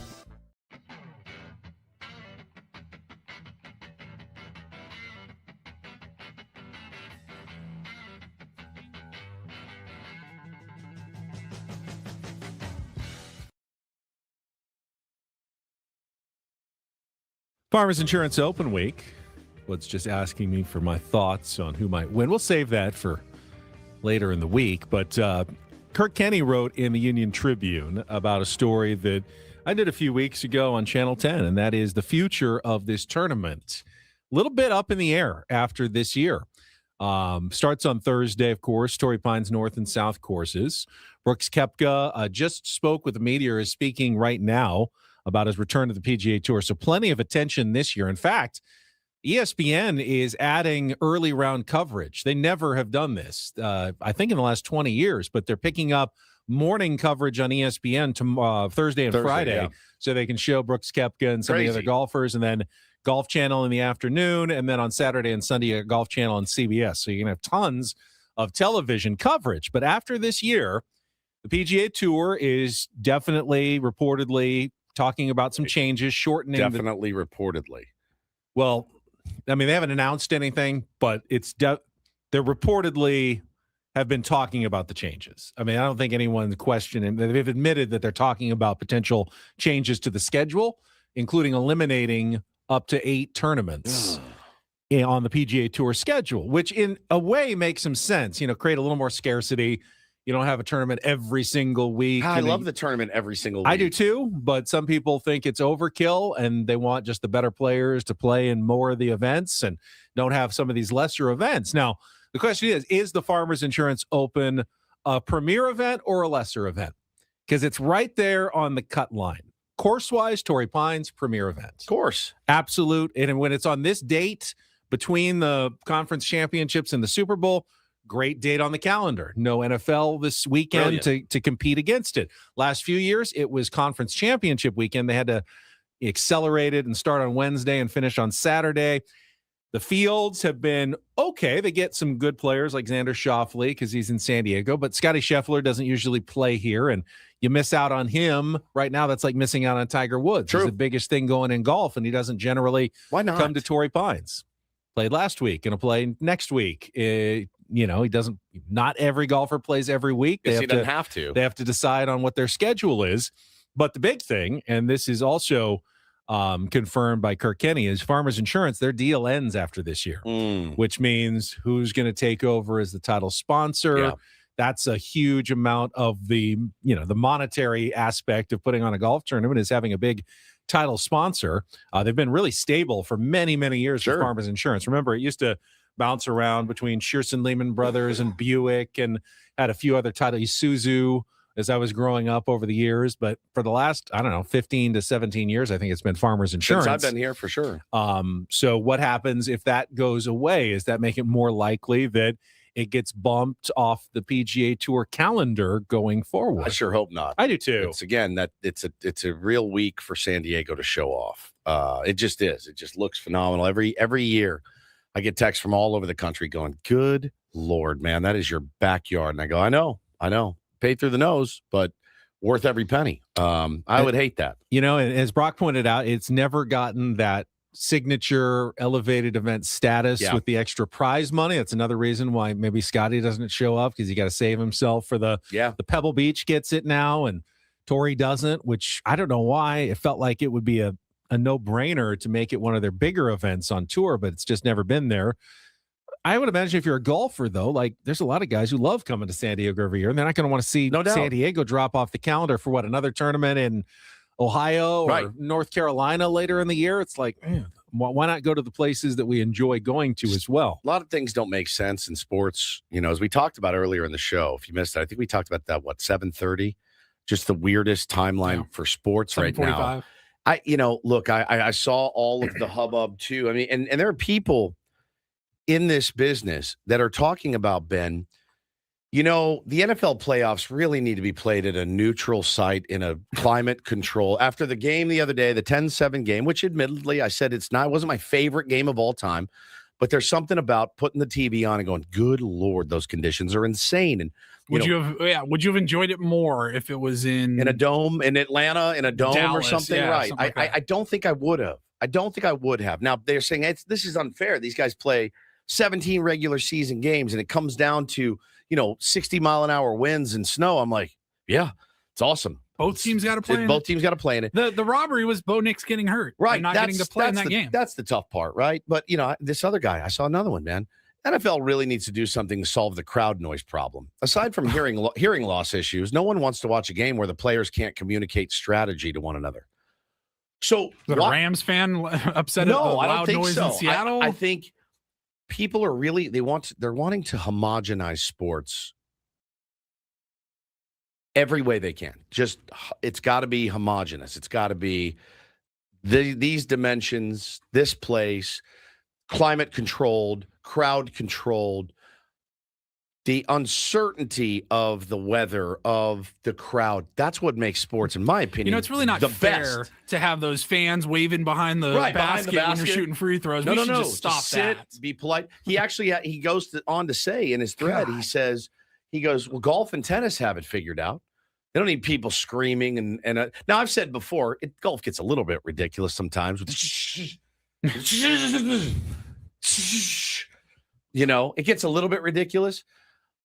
But that's part of the beauty of why these guys are the 1% of the 1% of the 1% is because they block that stuff out. They can handle the cold. They can handle the wind. They can handle the crowd, or they can't.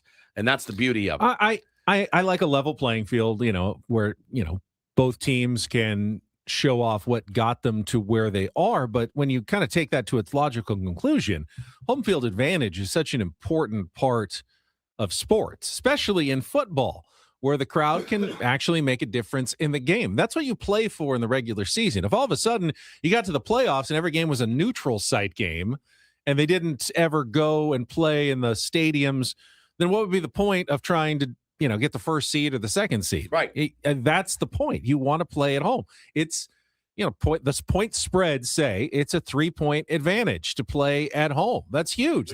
Which you've earned. That changes with all games. The wins. Right. Your defense should be on the field when your crowd is screaming and making it difficult on the other team. If they don't like it, play better in the regular season and you can host the playoff game next year. That is a huge advantage. Is it impossible to overcome? No. Road teams win all the time. Sure. But it's a definite factor that the home team has earned over the course of the regular season. Why would you take that away? Scream about it all the time. Even if the weather is going to be bad in Denver, you still can't take away their home field advantage just because it's going to be a bit of a choppy game because of the weather. Could you imagine saying, guys, it's too loud in here? I like to see my elite athletes being able to communicate strategy. That's why I watch the game. No, I want to see them try to overcome 85,000 screaming Seahawks fans. I do. And I think, the Super Bowl being in a neutral site, that makes some sense, right? The two best from this, whatever, that makes sense. But you're talking about the NFL playoffs, you're talking about Major League Baseball playoffs, whatever it is. I don't know, man. I wish baseball fans could impact games more the way football fans can, and even college basketball fans seem to. There's not much you can do in a baseball game. Oddly enough, though, I think I would learn to be okay with the World Series being in a neutral stadium every year. How come? Why? I would just be because we're so used to it with the Super Bowl. If you want to call it, but total you have 7 fairness. games. I mean, you want your home fans to be able to go and enjoy those games. I'm not lobbying for it, but I'm saying if you had a rotation of 6 awesome, badass stadiums or whatever in nice cities. And you're just hey, our goal is to get to, whatever, Petco San Diego, right? Right. See, that would Petco kill Park me can every host year a watching a World World Series that's not us. You're like, this is awesome. Yeah, welcome to our cuck chair. Well, welcome to the biggest, most beautiful cuck chair in the world. and we're all in it watching this World Series. I'll pass. You'd probably go though. Oh, I 100% would go, but you know what I'm saying. It would be embarrassing if it's Blue Jays, Cubs, or something like that. Of course, I'm going. You're like, yeah, that sounds great. I've never figured out so when baseball crowds are loud, should you be loud when your team is up or when your team is in the field? Like in football, it's obvious. You get quiet when your team is on offense, wherever the momentum is, and you get loud when your team is on defense. You get to loud. Interrupt the signal calling. It's momentum. It's Michael King's 3-2 bases loaded, and you get that's just loud. but that's just natural human.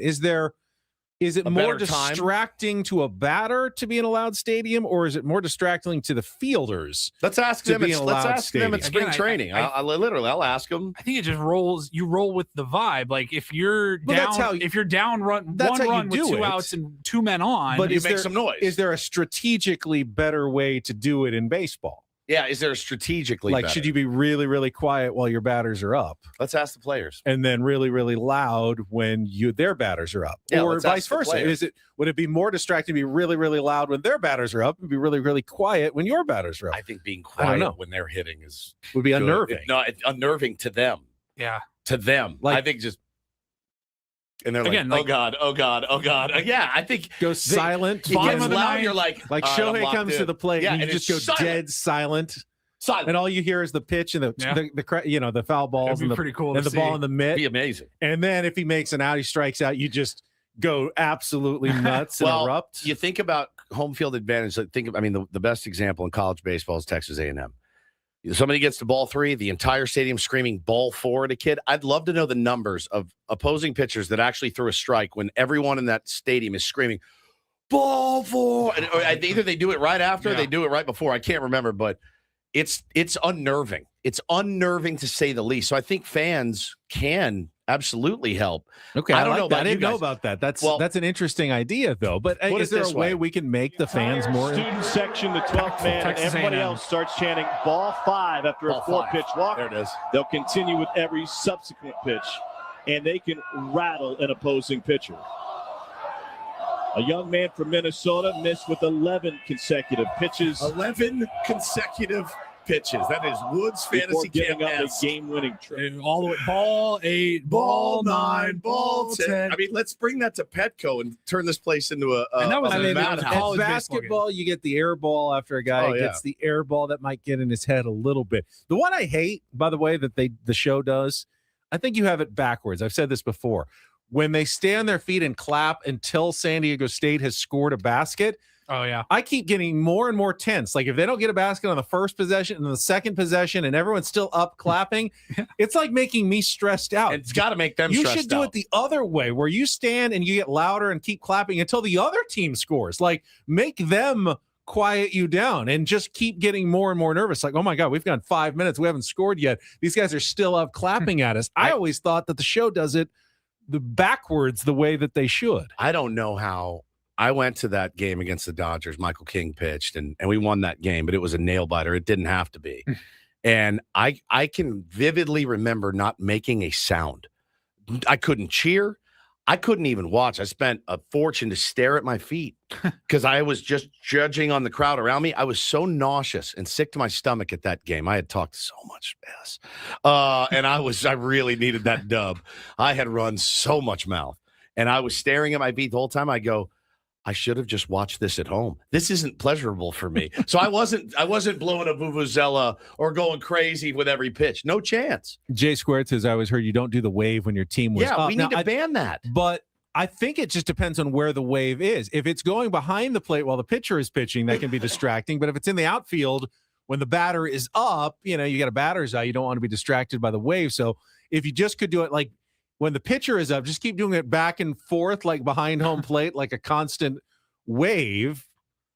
That would distract the team that's on the mound. And I sure wouldn't like it if I was pitching. And then when the other team is up, just an outfield wave that's going back and forth, distracting the batter. But they have an empty batter's eye. Yeah, there's always a batter's eye. So you're never totally, but they'll still see it out of the corner of their eye if you keep it in the outfield. I don't know. That I'm spitballing here ways that the crowd can become more impactful in a baseball game. All right, we got to take a timeout. We will come back, wrap things up. Oh, I got to give away the basketball tickets, right? Oh, yeah, we got 2 tickets for the San Diego State-Colorado State game tomorrow night at Viejas Arena, 7:30 tip-off. If you'd like to win tickets, be the third caller right now, 833-288-0973, 833-288-0973. You can get your tickets at goaztecs.com, and we'll be back to wrap things up next year with Bennett Woods on 97.3 The Fan.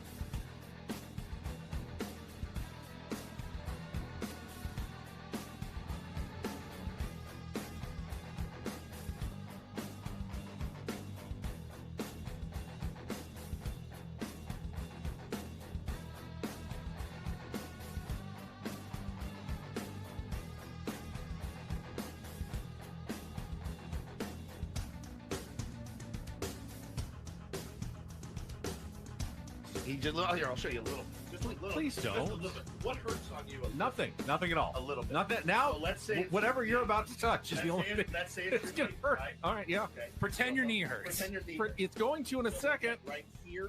Oh, that is not pleasant. Hey, player, this is all yours. This room with this view. This speakeasy with this cocktail. Hey, could you make that too? The spa with this. Ah. And this pool on this roof. This is all for you. The all-new Hamul Casino Resort, now open.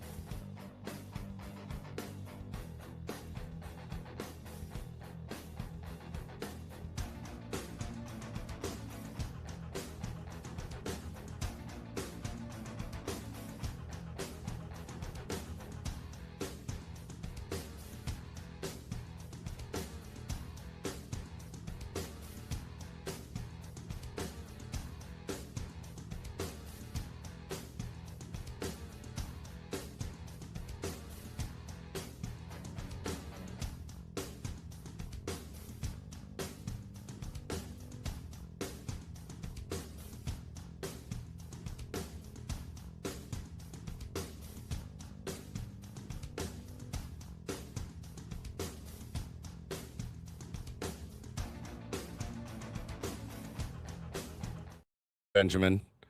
Michael Pescador, 1200, says, Padres fans should take note from SDFC fans, FC fans, and cheer Sing continuously. I just was telling the fellas off the air, I couldn't do it.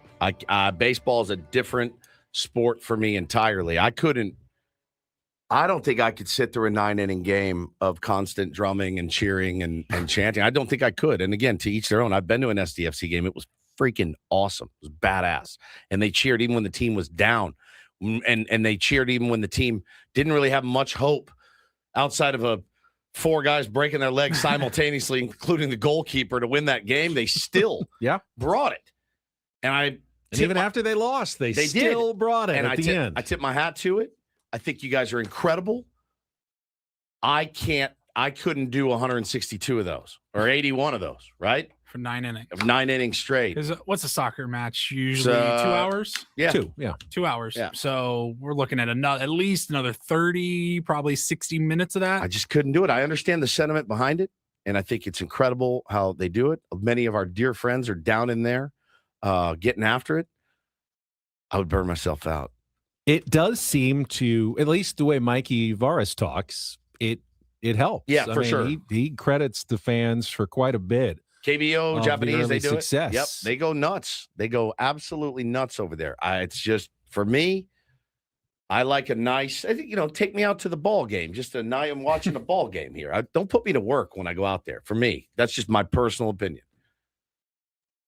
Different Somebody entirely. says you haven't gone to a baseball game in Tijuana. I have not. I would actually love to do that. I would too. I would too. But I think in the long run, once be great. In the long run, though, oh man, I think it would wear me out. All guests on Meadow Woods appear on the David P. Shapiro fan hotline. David P. Shapiro, criminal defense attorneys, helping good people regain control of their future when charged with a crime since 2010. Visit davidpshapirolaw.com. We've been stretching for a little content. Paulie reminded us we had an NL West move yesterday that we haven't discussed, so we'll get to that right after our last check of traffic here on 97.3 The Fan. From the 855 Get Ross Traffic Center, protecting San Diego after accidents or injury, here's Kelly Danick. Wrapping up our morning drive with a few problems here. Northbound 5 near East Street crash has been cleared out of lanes. Southbound 5 before Genesee, reports of a collision involving several vehicles. That one's got the slow lane blocked. Also, northbound 805 near Plaza Boulevard, reports of some wood debris in the slow lane. Eastbound 78, right at the South 15 connector ramp. Watch out for a trash can bouncing around in lanes. I'm Kelly Danick with Ben and Woods, San Diego's #1 sports station, 97.3 The Fan. The San Francisco Giants. No, Ben, we're not going to Hong Kong if we go down to TJ. God, you have a all he talked about that pervert entire mind. Rod in the chat said, I'd love to take you guys down to a game in TJ. I wrote back, let's make that happen. Ben immediately, as Kelly Danick was reading her traffic, could we stop by Hong Kong on the way down there? Or while we're down there? Good Lord. Man, it's constant. I expect it from Woods, but it hurts to hear it out of your mouth. It doesn't hurt. It's uncomfortable. It's uncomfortable. I'm not even comfortable in suburban Glendale. You think I'm going to make it south of the border? I don't think so. A little too comfortable. Are you impressed with my vast sports knowledge?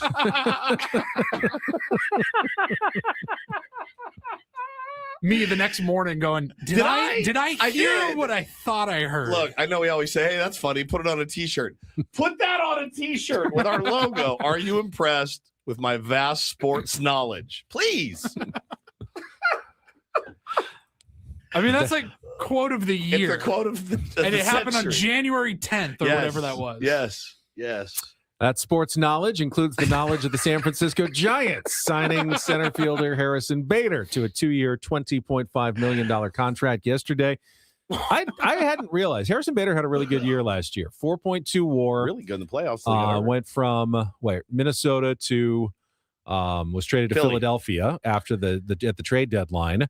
But the previous 3 years were all very mid. Harrison Bader was about 1 negative WAR, 1 WAR, and then he had a really good year last year. Certainly upgrades the Giants defensively. Jung-Ho Lee was not very good in covering ground in center field, and that, especially at that ballpark at Oracle, is not a recipe for success.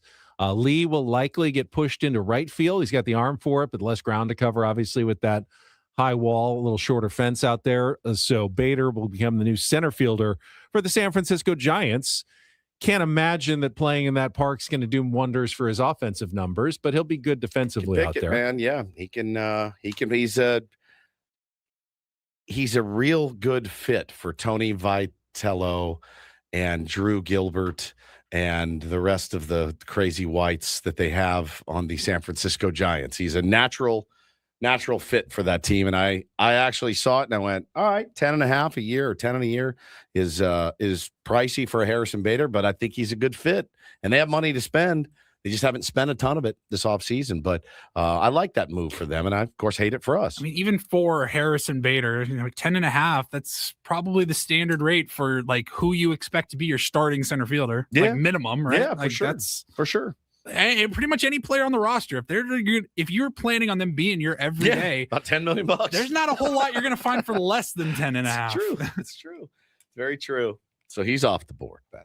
And a little sad news. I guess it's official. Washington Post is doing away with their sports. We're just not going to do sports. Most of the sports department. Chelsea Janes, who we've had on the show, was a long time. She's kind of tweeting a thread about what's going on and how disappointed and sad she is. I with love the decision Chelsea Janes. She's amazing. The Washington Post, but again, we talked a little bit earlier about just how important it is if you're a sports fan to have that daily coverage of your teams that only beat writers can really totally provide. But they're having more and more trouble monetizing it, which is leading to decisions like this one, where the Washington Post is moving away from sports. A really award-winning, one of the best sports departments historically that's ever had. It's apparently going away. It's been crazy just to see the way things have turned out over the last handful of years. There was a time where every morning I was on like a mailing list and I would get like their top headlines from the Washington Post and authors available for interviews to radio stations all across the country. Every single day they were putting their people out there available. Hey, could be Olympic coverage, Major League Baseball, NFL, whatever. Here's our writers. They're available to join your show. We had plenty of them over the years. And then those emails stopped coming. And then now they're just like, we don't have sports department anymore. I do think it's tricky because you can't subscribe to everything. If I could, I'd have a Washington Post. Why? I do. I subscribe to literally everything out there. Probably shouldn't necessarily do it, but I know that there'll be like 6 articles a year that I want from the Washington Post. 100%. But I don't necessarily want to pay for an entire year of the Washington Post. Isn't that the worst? I don't need the comics page and everything else that you're getting with that. I just want the sports. I just want the 6 sports articles that I really want every year. Isn't that the worst? How do you monetize that? When you click on to like, the LA Times, Wall Street Journal, and you've gone through your free one or whatever. Right. You're like, I guess I'll just take the second to say with the platform, though, if that is something you're passionate about, like journalism in particular, it's very, very important. And if that means anything to you, then subscribe to The Athletic, subscribe to Washington Post, Wall Street Journal, whatever it is that is going to tickle your fancy. Supporting journalism is, I think, extremely important. Yeah, supporting journalism, supporting art, supporting all of it. So what happens now? Who covers? Is it just the Athletic? AI write-ups? It's the Athletic coverage. Andy McCall, I believe, is with the Athletic now, so he'll continue to cover the Nats there. But yeah, it's tough, dude. He's more of a national guy, though, isn't he? I mean, Katie Wu just wrote the piece about Mackenzie Gore and the Nationals. Katie Wu covers the Dodgers now, God forbid. Just wrote that article for them. So maybe more work for everybody else at The Athletic covering another team. I just don't know how it all shakes out, but it's really sad. All right, we are done for today. I believe Braden and Frank are out at the blood drive this morning, so they'll tell you how you can donate if you want to help out here this winter season in San Diego. For the 3 of us, we'll be back tomorrow morning at 6 a.m. for executive producer Paul Reindl, Stephen Woods. I'm Ben Higgins, broadcasting live from the Bill House Studios. We know how. Ben and Woods, have a great rest of your Tuesday from all of us here at 97.3 The Fan. So long, everybody.